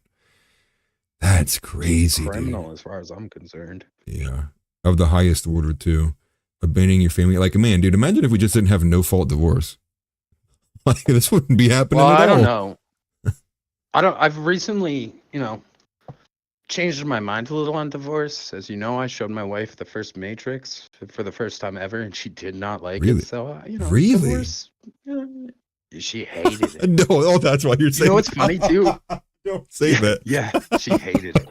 Don't say that. So, divorce is on the table. It's on the table now, right? She wouldn't watch They Live. She hated The Matrix. I even I posted it or something, and a bunch of people were like, oh, she just didn't get it. I was like, I've known this woman for 20 years. We've known each other since middle school. She gets it. She's taken all the red pills. It's a miracle she hasn't overdosed and died on red pills. She understands the movie. She understands the government and religious allegory. She understands it all. Thought it was cheesy. Didn't like it. That's so sad to me. Oh, man. I mean, listen, dude, if my wife would have reacted the same way, I'd have been like, yeah, we're going to have a talk. What'd she say? She liked it? She did. She liked it a lot. Oh, listen, we got 2 comments. I have a comment here from my wife, actually. She says, how does a pediatrician knowingly do this to their own children and ex-husband? This just proves family court is always leaning towards the mothers. And she also said she hated The Matrix. yeah, right? Exactly. How? Like, that's when you get... that's when you're like, you turn into Omni-Man. You're like, why am I surrounded by inferior beings? She was like, why do people talk about this movie? And I'm like, it's like one of the best movies of all time. That's why people talk about it. And she's like, says who? Like every film buff that's ever watched a movie has that somewhere, probably in their top 100, top 50 movies. Like, I wonder if you would have watched it like 10 years ago, she would have been into it. But because The Matrix is so overused, that's why she thinks it's corny. It's because it's such a clear example that's parallel to today. Well, it gets worse because she doesn't like Keanu at all. Oh, dude, I'm gonna have to end the stream. I know, like, right? Like, I was talking to her about Point Break, and she's like, "No, I didn't like that either." Not even John Wick. How can you can't even like John Wick? I don't think she's seen it. So I'm like super into movies, music. She's not. She doesn't watch TV. She almost never watches movies. It's just I'm in she doesn't disbelief. do that, you know? And that's crazy to me because I'm the one in our relationship that doesn't like to watch movies. Like I'm the guy who's like, but you didn't want to watch that documentary about occult feminism? You know, they're like, dude, let's watch Shrek. You know, Well, I mean, I I would watch that as well as, enjoy movies. Like I said, I tried to get her to watch They Live, but she saw the trailer and she's like, "No way am I watching this." And that's like one of my favorite movies. well, listen, did you watch the new Matrix? This is what my wife's asking. She said, don't watch the new one. She'll The hate new it. Matrix. Yeah, the fourth one. There's a new one? Yeah, it's called There's a Matrix. fourth one? Yeah, the fourth I one just is. watched Oh, go ahead. Oh, I was just saying, I just watched the first three. I got the wife to watch the first one. She hated it, so I watched the second two by myself. I'll have to check out the fourth one. Is it woke? Did they make him like It's a tranny or it's something? Because if so, no, I don't want to watch it. no. They didn't make him a training. The fourth one is like it essentially like undoes the first three. He essentially like kind of wakes up and they're like, yeah, man, like everything that happened in those first three movies is like a bad dream. And like you haven't actually left the Matrix, and this is the real Matrix actually. And they changed the entire fabric of what the movie is. Like I hated every second I had to watch that movie, and I'm surprised Keanu even agreed to do it. Like, Did you see when they brought back Rocco's Modern Life a few years ago? huh? My friend let me know. He's like, "Hey, they brought back Rocco's Modern Life. You want to come over, check it out?" So I go over there and I watch it. The new Rocco's Modern Life that they re-released is all about his neighbor like becoming accepting of his transgender son. No. Yep. That's what they did to Rocco's Modern Life, which was, a cartoon we probably all watched as kids that we didn't know what was actually happening, but Yeah. yeah, they rebooted it a few years ago, and it's all about his Rocco's neighbor frog guy. His son's a tranny, and he doesn't accept him at first, but then he learns to accept him. Dude, that's so gross. Like, dude. There's two things I want to say, but my wife also commented saying I keep trying to make. Yeah, I was her gonna say before you say anything, you need to address that address the comment by allegations. your wife. Listen, my wife needs to repent to Jesus Christ for bearing false witness on this stream. I'll tell you that right now. You're gonna have to make your first apology video soon. I have avoided the Barbie movie as much as humanly possible. I've thought about watching it just to like eviscerate it. But then I realized there's like 14 other million people who have done that already. So I'm like, I'm not even going to waste the time doing it. Like, dude. I didn't see it. Oh, dude, I haven't either. Like, but I kind of essentially know what happens because I've seen so much dialogue about it. Did the wife see it? No, I don't think she did. At least not to my knowledge. Maybe she did, and she's actually secretly a feminist. Yeah, right. That's an allegation right there. Be liberal. Makes sense. Listen, what was I going to say? What were we talking about before we moved to that? Was it the Keanu movies? Yeah, we're talking about the Matrix. Man, I completely forgot where I was going to go with that. Dang, I'm having a train left the station, but never found a home. Well, that's unfortunate. I was going to say something that was going to be really poignant. No, I can't remember at all. It was about the movies. It was about the Matrix movies. Man. Kind of lines up with it being Eclipse Day, The Matrix movies go pretty heavily into the Antichrist and end of the world. Yeah. We have that symbology in there too. Especially towards the end of the third one when he especially in that flare of light, it literally forms a cross, like as he's like getting beamed out. Oh, that's what it was. So did you see that the Netflix has introduced a new feature which allows you for certain shows, before you even watch it, you can actually select like skip the foreplay scenes or skip the sex scenes. So you can, before you watch this movie, you can actually click on this option and it will just like delete those scenes out of the movie. So when you go to watch it, none of the sex scenes are in it. It'll just skip them out entirely. And the funniest thing I saw about this was somebody quoted it, and they're like, "Can you do this with the gay and trans scenes now too?" I was like, people would be using that. They'd be abusing that. But then I thought that would make all Netflix episodes like 13 seconds long. They have a whole section for gay movies. It's Isn't that weird? Did you? Well, Joji's Netflix has it like, it has it broken up into like gay movies and black movies. Yeah. Like in the 90s, we would have seen that and been like, isn't that a little racist? That they categorize the movies by like what the color of your skin is or who you're having sex with. The That's orientation, weird, right? yeah. But like now it's totally normal. People are like, yeah, that makes sense. It's You know, gross to me, dude, because it's like it's such a clear artificial push of it. Like, here's the gay section, guys. And anytime you log on, it's like the first one you'll see. It's the featured one. You have to scroll down to find most popular. What were you gonna say? Did I see? I was gonna ask if you guys saw the Magical Negro movie. Oh gosh, I saw the trailer for it and I laughed. I did. I laughed. Me too. It didn't even make me mad. It was like, this is such a self-owned kind of movie that like, I can't even make myself mad about it's it. funny too, because then they got mad that nobody went to see it. Like, I he made know. an openly racist movie against a large majority of the population. Are you surprised they didn't go see it? They call white people dangerous animals. Like, why Dude. would we want to go see White Guilt the movie? Well, it's funny too because they play themselves out as like the superior beings. Like, they're the ones that have magical powers, and like they have to use them to defend themselves from white people. Like, these powerless savages.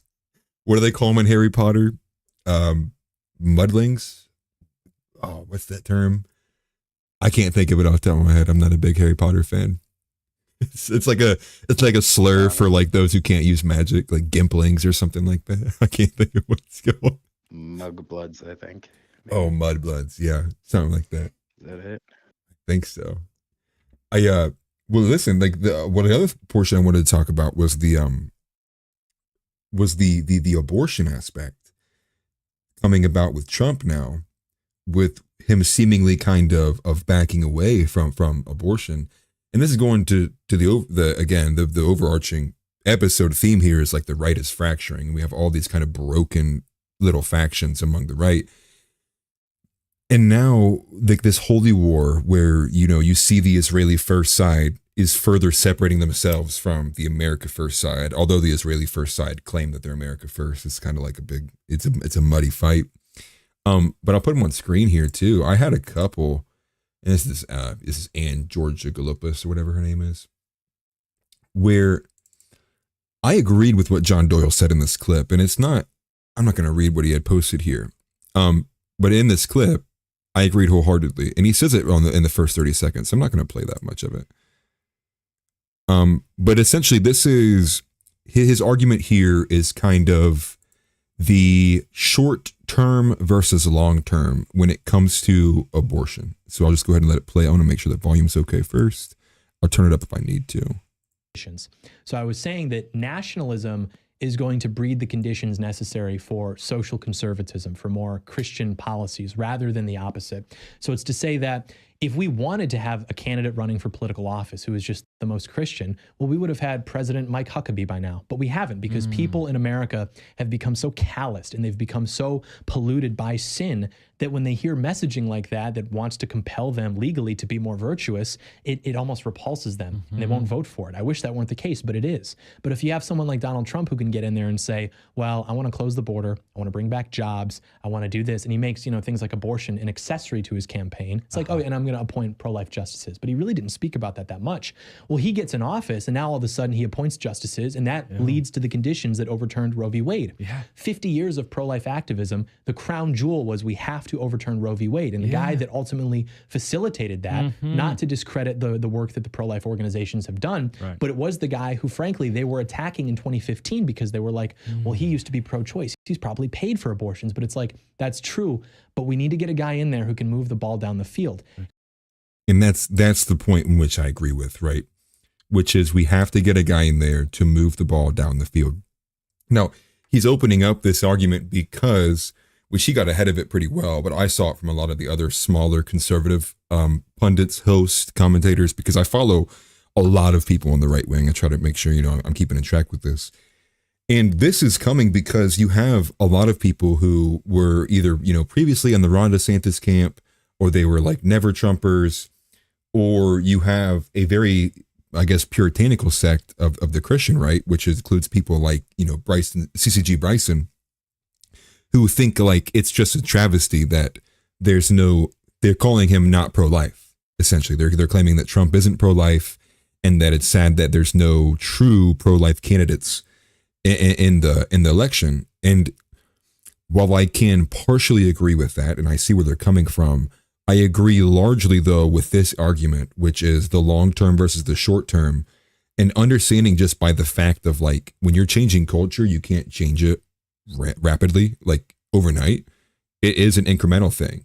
And that's the framing we have to change things in this country, especially through policy and through means such as this, which is like, if we want to work towards getting a national ban on abortion, your better step is to put this guy in than voting for the Mike Huckabee candidate who's not going to win the presidency. And so I agree with that argument, because if you vote for principle on just pure pro-life and you don't vote for Trump, that's essentially a vote for Biden in a two-headed race.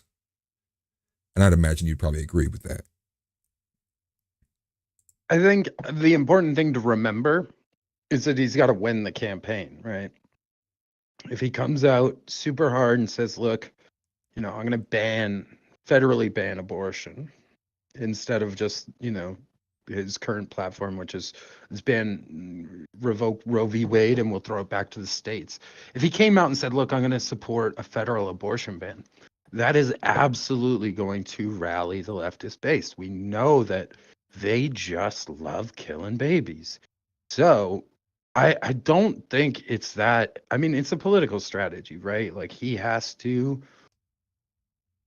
appeal, right, to people. He has to get voters. Like he doesn't want to rally the base of Joe Biden, who are pretty demoralized at this point. Most of them, know that they've been bent over a barrel, but the abortion issue is still huge for them. It gets them to get out and vote, and I've heard people that are like, well, I've voted Democrat down the line because, abortion rights were on the ticket. I know those people in real life. So, I mean, to say he's not pro-life because he's trying to win an election, I think is a little bit silly, especially since he's done more for the pro-life movement than any president that we've had, at least in my lifetime.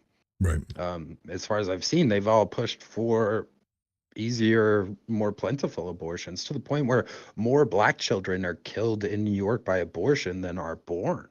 And it's not surprising that the Democrat Party really loves that, because we've talked about how they have been, and continue to be, and probably always will be, the party of actual racism.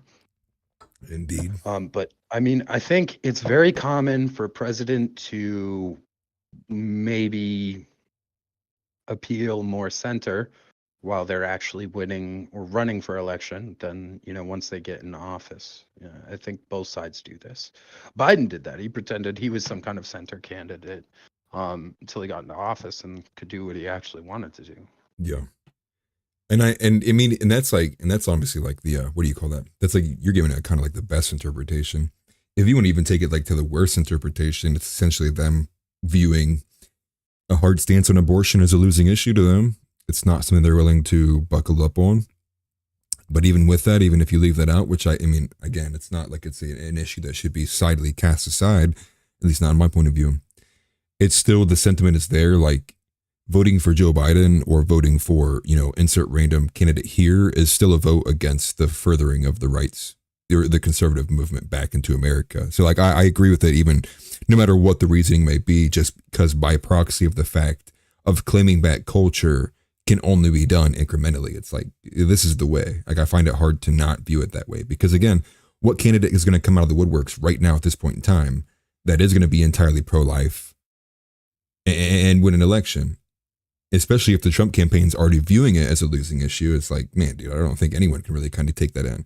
And it reflects what John Doyle said, which is like, we are very far from being a Christian nation, which is like, should be a reminder to people when they're trying to push these policies and understand how it's going to affect and be perceived by the mainstream, the moderates, the independents, so on and so forth.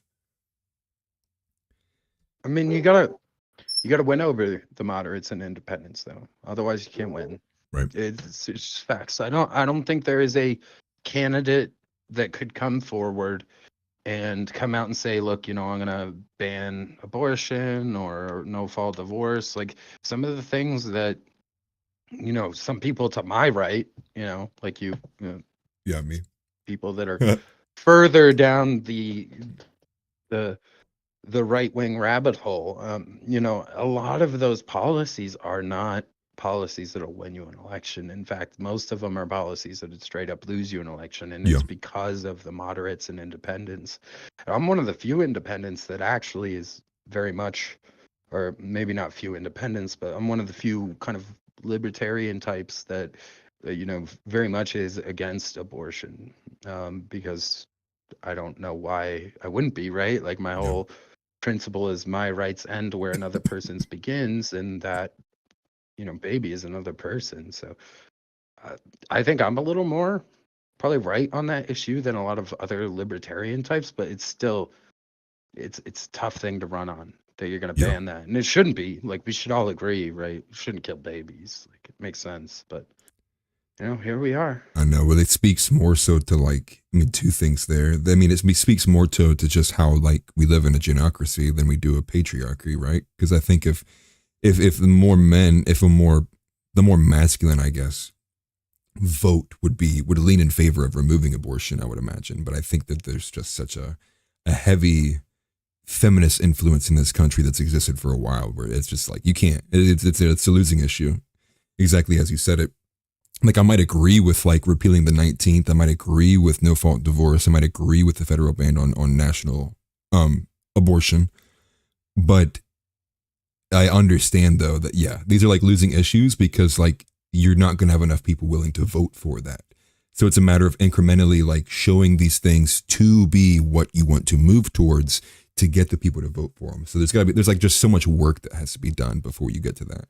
And when you talk about the libertarian stance, I think that issue, that positioning is because, you view the libertarian, your view of the libertarian model is that, your rights end where another person's begins, but that has to operate with the premise that you view life begins at conception. And I think that's where libertarians don't all agree. I mean, that's where most people don't all agree, or a lot of people don't agree, is where does life truly begin? And so I think you have a lot of libertarians who are on your camp where they view it as basic as conservatives do, which is life begins at conception, the same way it's viewed for literally any other mammal on this planet. And then you have some libertarians who've adopted it's just a clump in cells until this week. So like, can you really call it a person at this point? And they do a bunch of like rationalization to kind of take away its humanity. Bill Burr does a good bit about this, right? And he basically is talking about like he's done all this work, bought ingredients, he's baking a cake, it's in the oven, he's got a timer set. Somebody comes over and takes it out of the oven, throws it everywhere. He says, "What the fuck did you do to my cake?" And the person's like, "Oh, that's not a cake." And he's like, "Well, if you had left it in there, it would have been a cake soon." That's how I feel about the whole thing. He's probably the most genuine person I've heard that say, "Look, I'm anti-abortion, but I also understand that it's killing a baby," which I think is funny because most of them they're anti-abortion, but they're not admitting that what you're doing is killing a baby. And also, I think a lot of them probably don't know that you're killing a baby, and the people that are taking the baby corpse are profiting off the baby corpse. So, Yeah. I mean, you know, yeah, I dude, the just think profit it's model on it's so gross. We're gross. basically we're killing children, and then they're using their parts to make money. It's disgusting. I mean, even worse than that. This was, it's hard to get worse than that. But another side point with that was, I mean, a lot of the mRNA testing with the vaccines was done on dead tissue from aborted fetuses in children. I mean, you can fact check me. I'm I don't have the article in front of me, but I know that to be true. And the fact that a lot of people, I mean, that the Bill Burr analogy is exactly how I view it as well, too. Like, it's hard for me to sit there and you can point a spot where it begins, like, oh, the heartbeat here. Oh, and it's just like, it's a process, dude. It was happening on like an atomical level. And just because you as a human being just can't see it, touch it, or feel it and smell it, doesn't mean that it's not alive. It's just one of those, like, if it's out of sight, out of mind type arguments. Well, like, I don't really think it's a baby. And it's kind of like, well, as long as I can convince myself that it's just like this organ thing that's inside of me, then it doesn't feel that bad. But then in reality, it's like the reason why, campuses ban, pastors from bringing on imagery is because it's showing like the harsh reality of like using pliers to pull apart pieces of a baby inside of somebody. Like, the process is entirely just so gross and disgusting. Like, I even have myself struggling to understand how doctors can do it. Like, I think that takes like a really kind of detached emotionality mindset to do that to another human being, let alone do it to another human being inside of another human being. It's just like, I can't never make those connections. The truth is if something ends up in big business making a lot of money, they will make justifications, and people will believe those justifications. That's really it. Like, I think if more people knew the big business part of the abortion industry and how much money they're making off of stem cells from tissue, fetal tissue, placenta, things like that, I think people would find it to be a lot darker, because they're not doing it to take care of you or to make your life more convenient or to make sure that you don't end up in poverty. They're actually doing it because they make a lot of money from it, which is very much like the trans movement, right? Do you Yeah. think people would be pushing that if somebody wasn't getting rich off it? Oh, people get rich off it. They pay protesters to push their movement and their idea, and that's how it gets to the mainstream, and everybody is okay with killing babies and chopping off kids' genitals, right? That's just how it happens. And all of a Somebody sudden, makes a lot of money. They pay people to boost their ideas of, we're chopping off genitals of children because it's good for them and not because it makes me very rich. and it's just like, and it's like, even if it's like more so than just like understanding the profit model that's behind abortion, if people just understood like the profit model and like the incestuous nature of like hospitals, insurance companies, the pharmaceutical companies, the way that stuff is all kind of tied together to ensure that it's a consistent, sufficient, profitized model, you probably wouldn't support universal healthcare until some of these things got changed.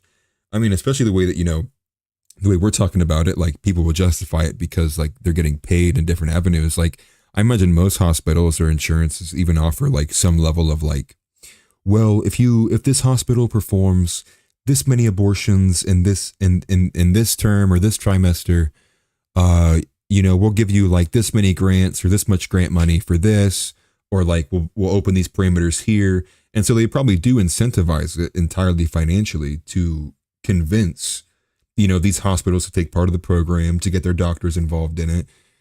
And it's, it's sad because it is like that whole, when you sell your soul to the devil, it's like, you know damn well what you're selling.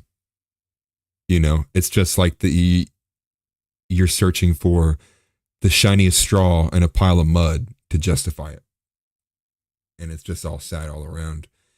And then it brings me to this point too, because we had talked about, because we're less intelligent than, someone that's such like it's Jeff Younger, who was able to utilize the system. He ran in with the courts. He was like, I'm filing this motion, I'm going to do this, X, Y, and Z.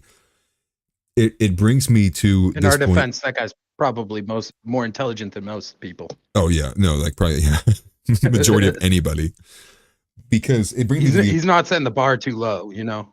right, exactly. Like, it's just somebody who would probably school, Ben Shapiro on a bad day, right? Like, like it's a guy who could talk for miles.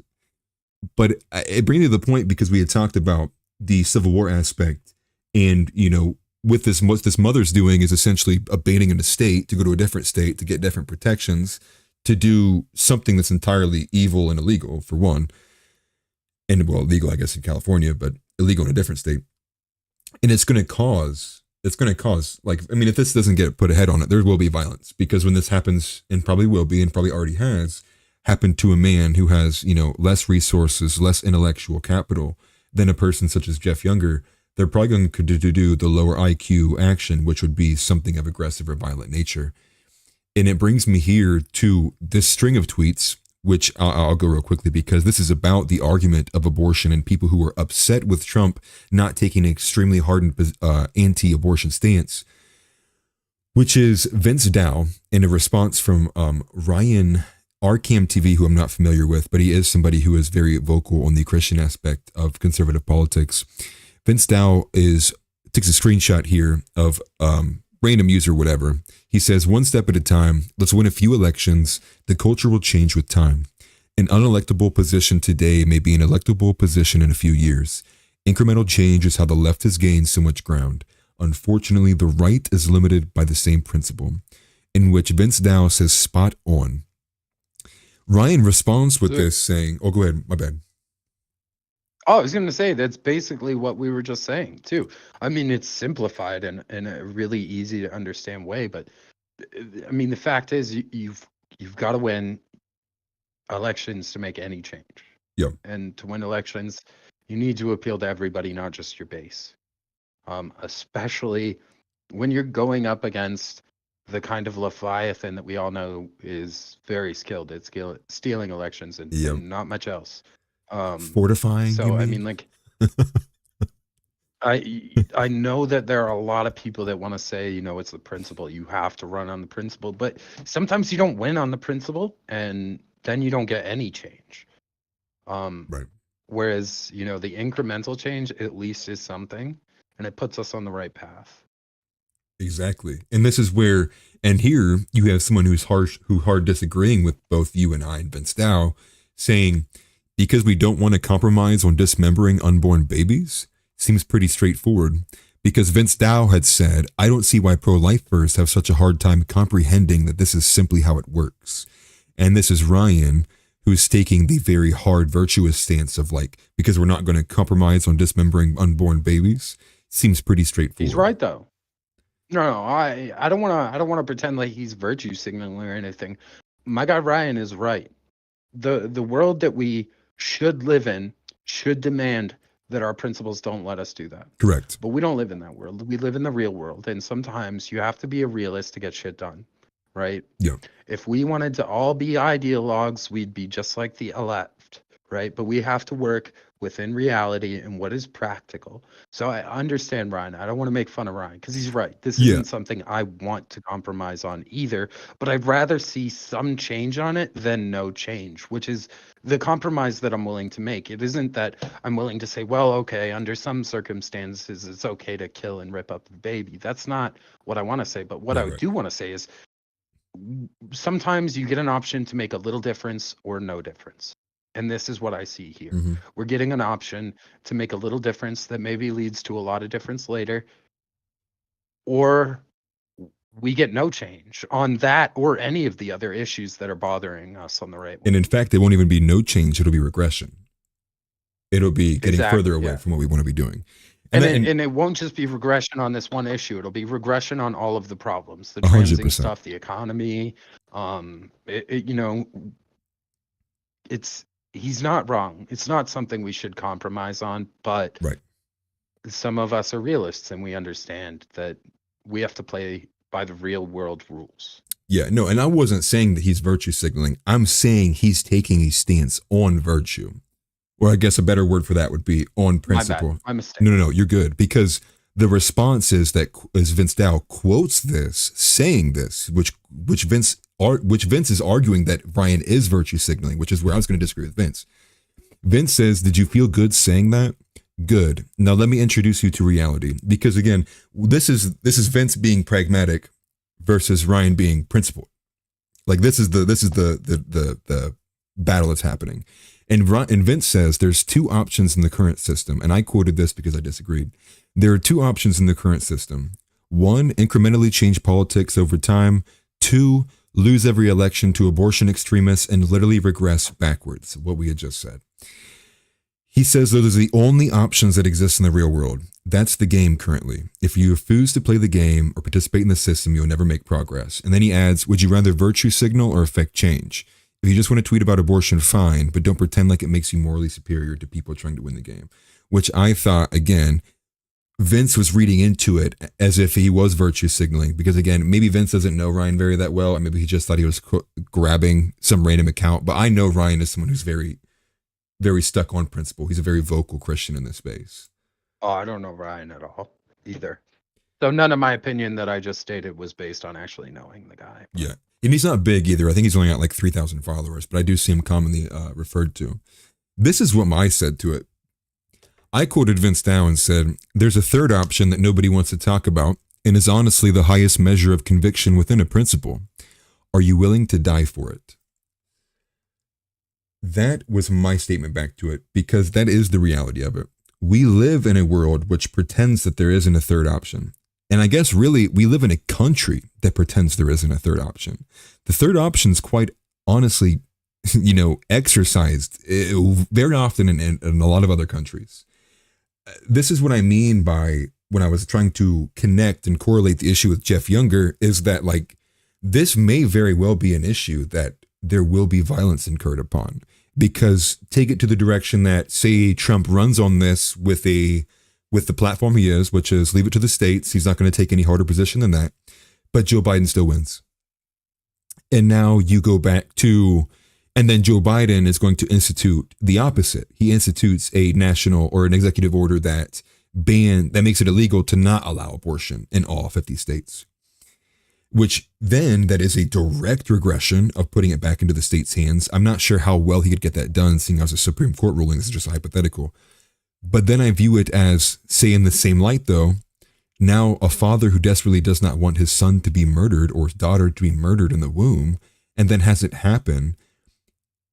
I mean, you're going to have instances like this where she's not going to have to flee a state maybe, but she might have to flee him because he's going to try to do everything in his power to make sure she doesn't. And then what now? I mean, like he's not going to be able to go to the cops.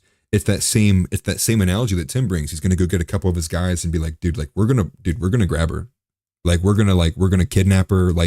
We're just going to do, and it opens it up to having all of these violent things occurring, whether we like it or not.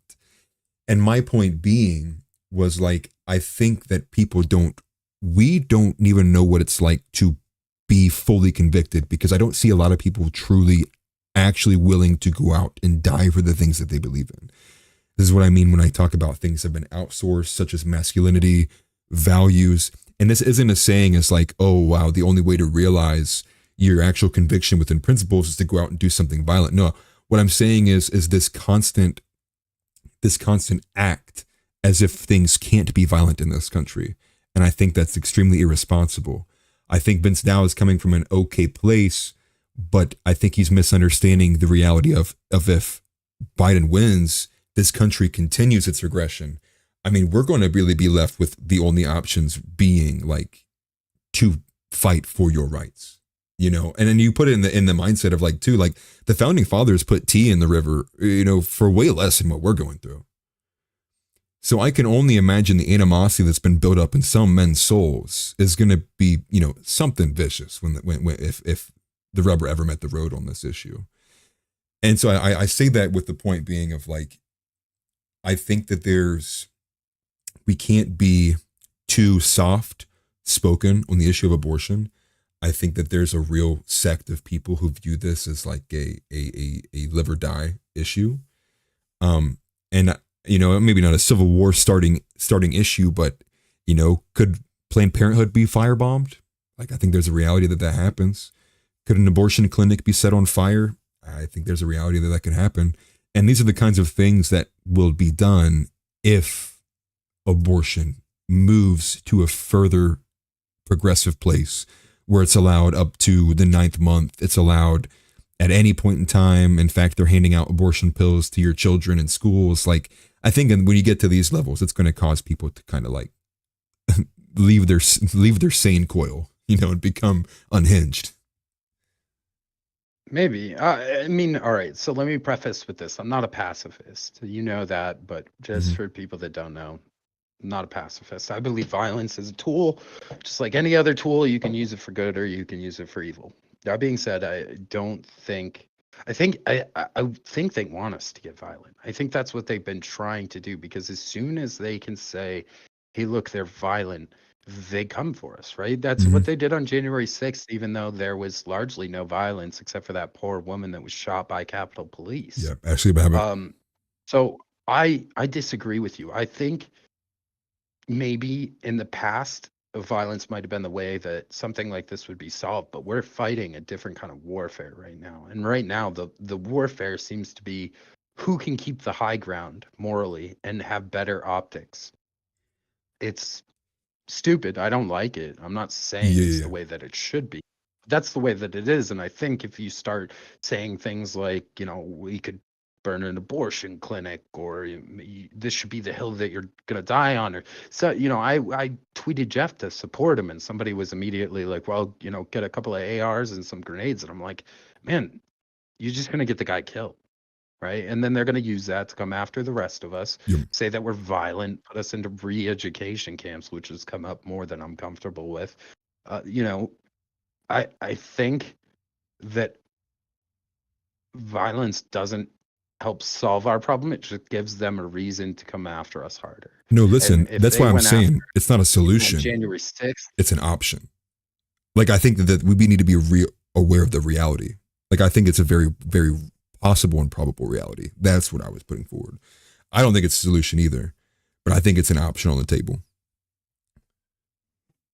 I think it's an option that they tend to use more than we do, right? And I think that that's probably because we have more moral fiber. And some people think that makes us weak, that we're not going out and damaging communities or beating up people like them. But I think it just shows that we are the good people, right? So I don't want to see people going out and committing violence on the right or the left, but I'm certainly not going to condone political violence, especially when it's not going to help. It's just going to make things worse, in my opinion. No, I agree, which is why I'm saying I think we need to be aware, and I mean this wholeheartedly. Like, I think I find it very probable that if things start moving backwards in this country, I mean, listen, I think if Joe Biden's elected, I think like things are going to get insane. I think the border crisis has already done irreparable damage. But it's been a while since we talked about it. You still think they're going to run him? The Biden? Oh, yeah. I think they have to. You think so? I think they have to. I still think they might last minute try and sub him out for Newsom or Michelle Obama. Maybe he dies and Kamala goes. That's if anything, that would be the most plausible thing I can think of, which would be like whether he actually died or he's been dead for the last 3 years, and they just like, oh yeah, now he's dead and Kamala's taking over. I think that's the most plausible. I can't see a Michelle Obama though. I can't see a Gavin Newsom either. I could. So I know for a fact that they want to run Michelle. I know, like, I think anybody that pays attention knows that they'd like to run either Michelle or Gavin Newsom.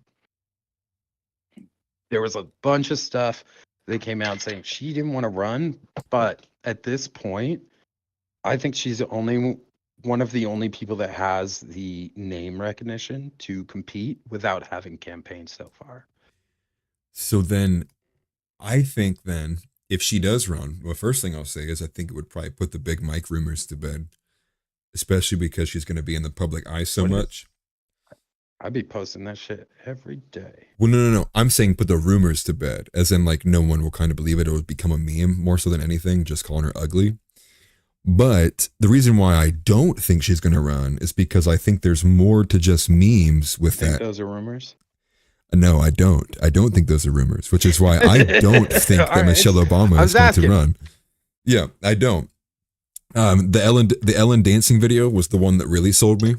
Like, there's no way something like that's just dancing around in your pants. I've been around plenty of women in dresses like that. I've never seen anything in my life like a 5-inch floppy drive just bouncing around. Funny it took you that long because I was sold when Joan Rivers said it out loud and then died like a week later. That was the one that made me. Oh. But the Joan Rivers thing was the one where I was like, okay, it could be real. And then I saw the Ellen video and I was like, oh, it's real, dude. Like that's as real as it gets. And that's why I'm thinking it won't be Michelle Obama. I don't think it can be. I don't even think that she would win in the name brand recognition like race against Trump. I think because Maybe not in a fair one, but yeah, agreed. real. I mean, I think Michelle Obama would still get. They arrested those Jan 6 people, but like at this point we know there was collusion, right? We know that there was collusion between them and big tech to censor conservative speech. We know that they hid the Hunter Biden laptop. We know all these things that affected the election to say enough that it was definitely tampered with, So I mean, I think they'll do that again, and she does have the kind of name recognition that, the left gets real excited about. So I know. Listen, I think that it would even be more plausible that they would try to run Hillary again before they'd run Michelle Obama. I think that they would try. You think they'd do that? I think they'd try to run that horse one more time. I even checked on her profile recently. I don't know, man. She's getting still almost 10,000 likes on her pages. Like, she's still got a strong social media presence. I didn't think she would, but I was looked at some of her recent tweets and I'm like, dude, how does this many people still believe in this woman? But I mean, there's dumb people I don't out there. think they'd run her. How are you gonna run somebody that you rigged the fight for and they still lost? I know. I'm not gonna run them again. But then let's think of some outside names that don't have name recognition. Like, one of the first ones that comes to mind is the Gretchen Whitmer. You don't even need to think about them anymore. If they were gonna run somebody that didn't have name recognition, they would have had to be campaigning already. Yeah. There's no way that they can sub Biden out for somebody that doesn't have name recognition now, because they're never gonna catch up. They need to have been campaigning to get that name out there already. So then it leaves them with just if they are going celebrities. to sub him, exactly. So if they are going to sub him, it either has to be Obama with the name recognition, Kamala obviously because she's the VP, or Gavin Newsom, who they've been kind of teasing this whole time as a possible, because he might not be campaigning, but they've been getting his name out there as a possibility. You know what my original guess was, right? About a couple months ago? Taylor Swift. Taylor Swift is going to have some big old concert. She worked because she essentially campaigned the entire NFL season without it being a campaign. And then next thing you know, she comes out. Trump's going to say something. She's going to come out and she's going to be like, I just can't watch my country do this anymore. It's becoming so racist. It's so homophobic. They hate gays. I'm running. And then T Swift would beat Trump. T Swift would be somebody who would actually pull from Trump's base to the left. Oh, some people do think she's a clone of a Levian priestess. So, like that when you sent me that one video, that's crazy, dude. Because she does look spot on to that person, dude. It's kind of terrifying. This is the blood clone that we developed in a lab. Yeah. And now she's president. This is our Mach 8 model. Designed to manipulate public opinion.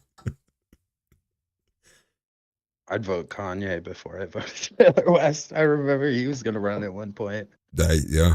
I mean, that's real too, but if he did, he would be independent, right? Like, there's no way he's running his left.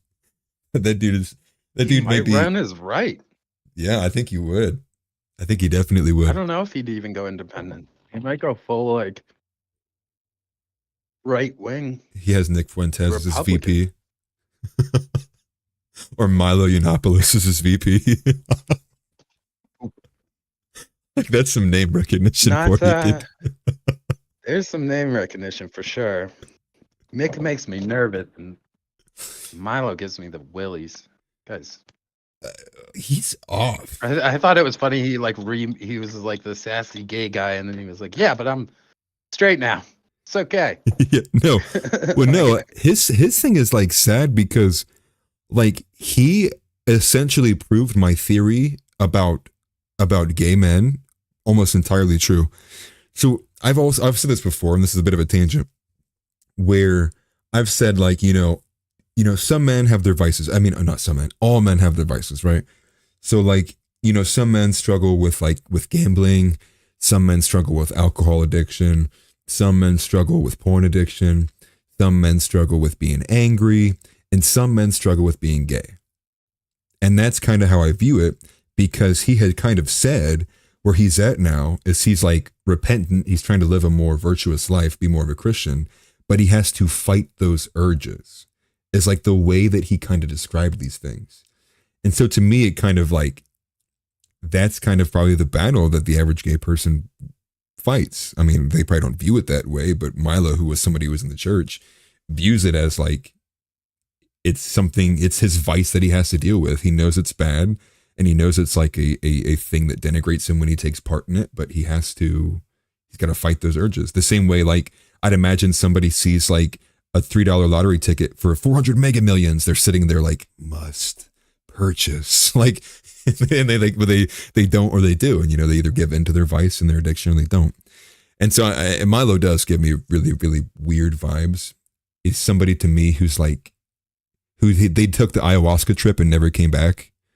Like he's still out there playing with the elves and the gears in the fields of Elysium. Like, Hey, don't speak poorly about the machine elves in my presence.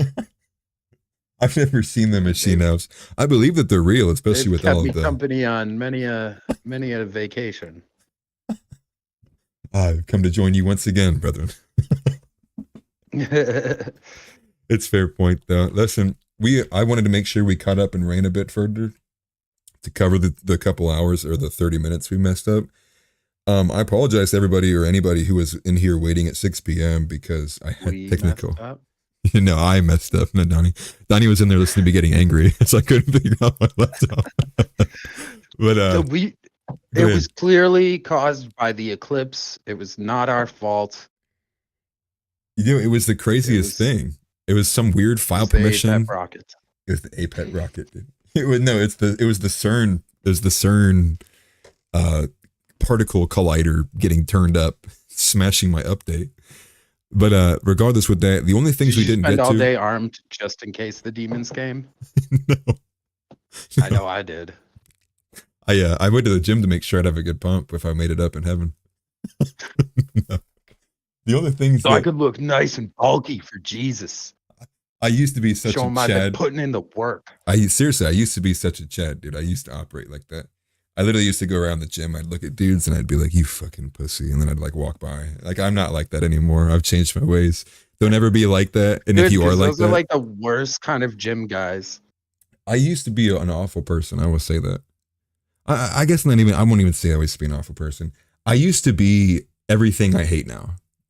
And when it was shown to me that I was the person that I was like, I'm going to do everything in my power to make men not be like that. So that's really where I come from things like this. Because I was not living a virtuous life whatsoever. I'm glad I changed. What was I going to say? Oh yeah. The only other thing we didn't get to was John Fetterman is based.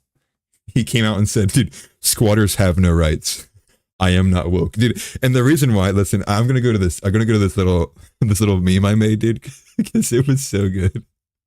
Like, I loved it, dude. It took me like 10 minutes to make, and I was like cracking up over myself for it.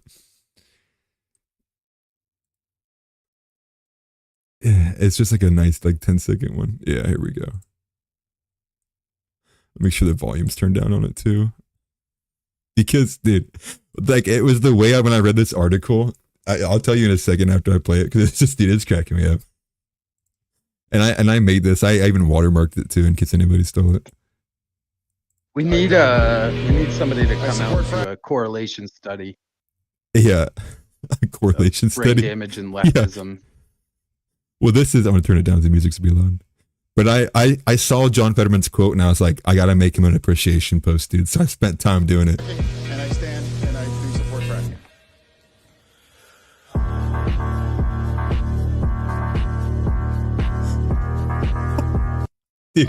Okay, the reason why I like that so much is because the article, and you probably saw it there. I'll go to it at the very end. The article says, and they quote him with this, "I am not woke," he warned. Like they're trying to like say, like John Fetterman was threatening people. He's looking at somebody, like he looks at a gay person in the crowd. I am not woke. Like so they're supposed to take some meaning from that, like some threatening, like some hidden meaning.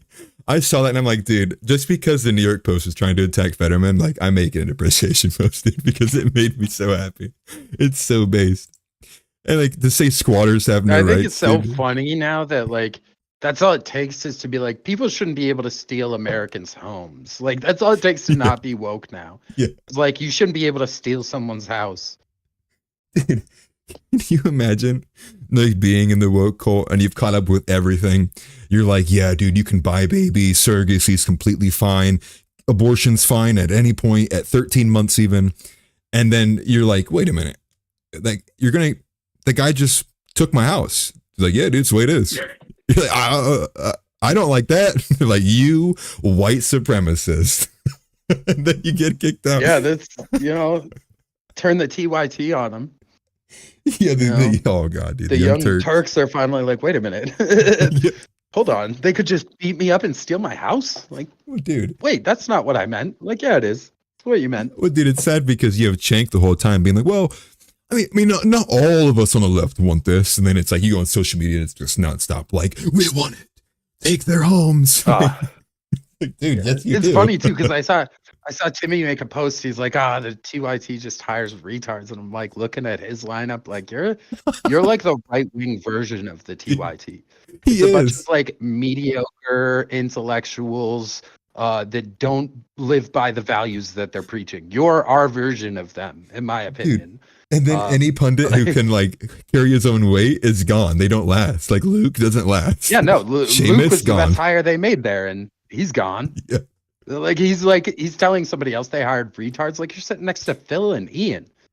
Ian's a lovable oaf, Yeah, dude. sure, but he's no genius. And I mean, Phil gets paid probably a pretty good amount of money to talk politics. Yet you ask him a Yeah. political question, and he has to call you a name and then block you. So Did he block you? I don't know. He won't engage with me anymore. He made that mistake once, and I've not let him forget it. It'd be funny if your first block was from Phil. Dude, it's just crazy. Like that's I should try and message him, see if I'm. You should. What's so funny? Like he's always posting about like the gay community, but like I don't know if you saw it, but he's like posting thirst traps for gay men on his page. Dude, it's so while gross. criticizing the gay community. Like it's fucking weird. What's the dude's they don't have name? any Buck morals. Angel? Is that what he's posting of? Like Buck Angel and Did Blair you White? see that I was making fun of him for Dude, looking it like was- Buck Angel? Yeah, I know. I did see that. I thought that was Somebody hilarious. was like, I posted, like, he posted a picture of him and Blair White, and I posted a picture of Buck Angel and Blair White, and it's fucking uncanny. He looks exactly like Buck Because it's like Angel. from the same angle too. Like it's slightly above. It's like the same person took the photo, dude. It's kind of eerie. Dude, I actually went to find, like, a picture of Buck Angel in, like, the hat with the beard, too, so it looked just like the picture Phil posted. You could have just honestly cropped out Phil's face and put it on there.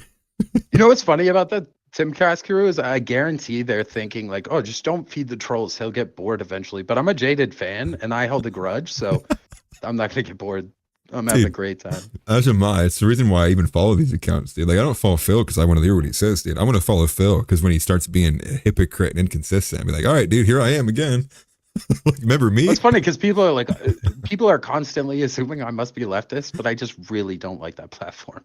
Yeah, right. After the whole EB thing and like him telling us we're all leftists and bots and don't let the door hit us. I didn't let the door hit me, but I'm going to be a thorn in my side to the best of my ability. Like, you ripped that damn door off the hinges. Have the door now. Well, everybody says don't punch right, but like, you know, sometimes there's assholes on the right, you know, and they're disingenuous or fake or frauds. So, you know, sometimes you got to punch right. Listen, he says he's not on the right. He says himself he's actually not right. So to be fair, in agreement with him, it wouldn't be punching right, I guess. Dude, It's true. it's just the temple They're platform. still, he might not identify as right, but I still consider them the right wing young Turks. Like Yeah. I said, it's just mediocre intellectuals pretending that you should have values that they don't hold in their daily lives. It's the same thing. Right. Exactly, dude. And that's the thing that at least with their platform, they get a good level of exposure and like good guests. And so that'll keep me like watching him until he loses that, I guess.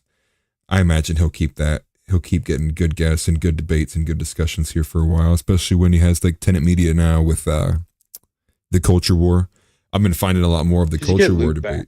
debates. I wish, but Luke would rather record videos from a van in Miami, dude. Like clearly Adam Krigler was probably right in some of the things he was saying for that led him to leave Timcast IRL in the first place. I always respected his opinion too. He was somebody who you could watch his eyes get opened as the Timcast show production was happening. And then he got to a point where Tim was like, well, your Overton window, that doesn't meet my Overton window. He pulled a Daily Wire and he was like, Adam, see ya, dude. Don't let the door hit your ass on the way out. You Jew hater. I think that's a nice thing about us is we're like, we agree on some things, but we're super far apart. Even, Right. you know, both of us being politically right-leaning. Well, I'm right-leaning. You're fucking far gone right. I'm right. Way out. I'm right, period. Yeah, I'm right-leaning. You're right. Yeah. Hard right. No hyphens, no spaces, no other words. But no, I think it's a great place to kind of go ahead and call it here. Yeah, it was the only thing we didn't get to was the Fetterman is based. And then the other thing was Joe Biden's possibly off the ballot in Ohio. Follow Nick Sortor if you want to keep up to date with that. I thought that was kind of a curious story, but Democrats cheat, so he'll be on the ballot one way or another. And even if he's not on the ballot, they'll find 40,000 votes and he will win the state. So that's how these things go, unfortunately. But Donnie, is there anything else you wanted to say before we sign off? No, you can follow me on Twitter, and only on Twitter. Other than that, leave me alone. Follow Atlas. Yes. Listen, I'm going to say the exact opposite. Make sure you follow me and bother Donnie as much as humanly possible. Keep him on X. Keep his notifications full so he can't leave the platform. Keep him in constant conversation. No, I'm just messing. Don't bother him. I'll probably block you. Yeah, I won't block people. Are you kidding? I love a good disagreement. That's fair. Yeah, no, if he won't block you, he'll actually he'll invade your space and then I'll bother actually, you. yeah, I won't block you. You can disagree with me. I won't call you any names.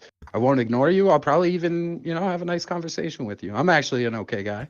He'll compare you to your least favorite trans person. No, I'm just kidding. Hey, out of all the trans people that I've heard of, Buck Angel and Blair White are probably the best they got. Hey, you ain't lying. At least Blair White, I'll at least put my name on that. For passing and all that, I still think there's going to be there'll be some more Republican infighting as we go down the line in regards to how much do we accept passing. The trans people that admit that they have some kind of mental disorder, I feel for those people. Yeah. Blair White Yeah. and Buck Angel both fall into this camp, you know, saying like it's a mental disorder. It's not a fad. Like they worked really hard to get that on the DSM-5. Like, just makes more sense. Yeah. No, right. Like the ones that aren't trying to actively go after your children, which I still am not going to agree with in principle, but I'll at least take the ones who aren't going to come attacking kids. That's for sure, dude. If I'm going to have to pick. But I think it's a great point to kind of leave it at. Again, make sure you're keeping up with Jeff Younger's story. Give him support if you can. I will repost and post and engage with anything I see that way. for his side of things, especially if there's any kind of donations or anything involved with that. Pray for this country. I'm glad we made it past the rapture, and thank everybody who came in and was watching along with us. Always feel free to chat in. We appreciate any and all chats, whether you agree or disagree. And it's been a beautiful episode, a technical, difficult episode, but it's been another episode of Offensively Accurate. Thank you all for tuning in. Thank you, Donnie, once again.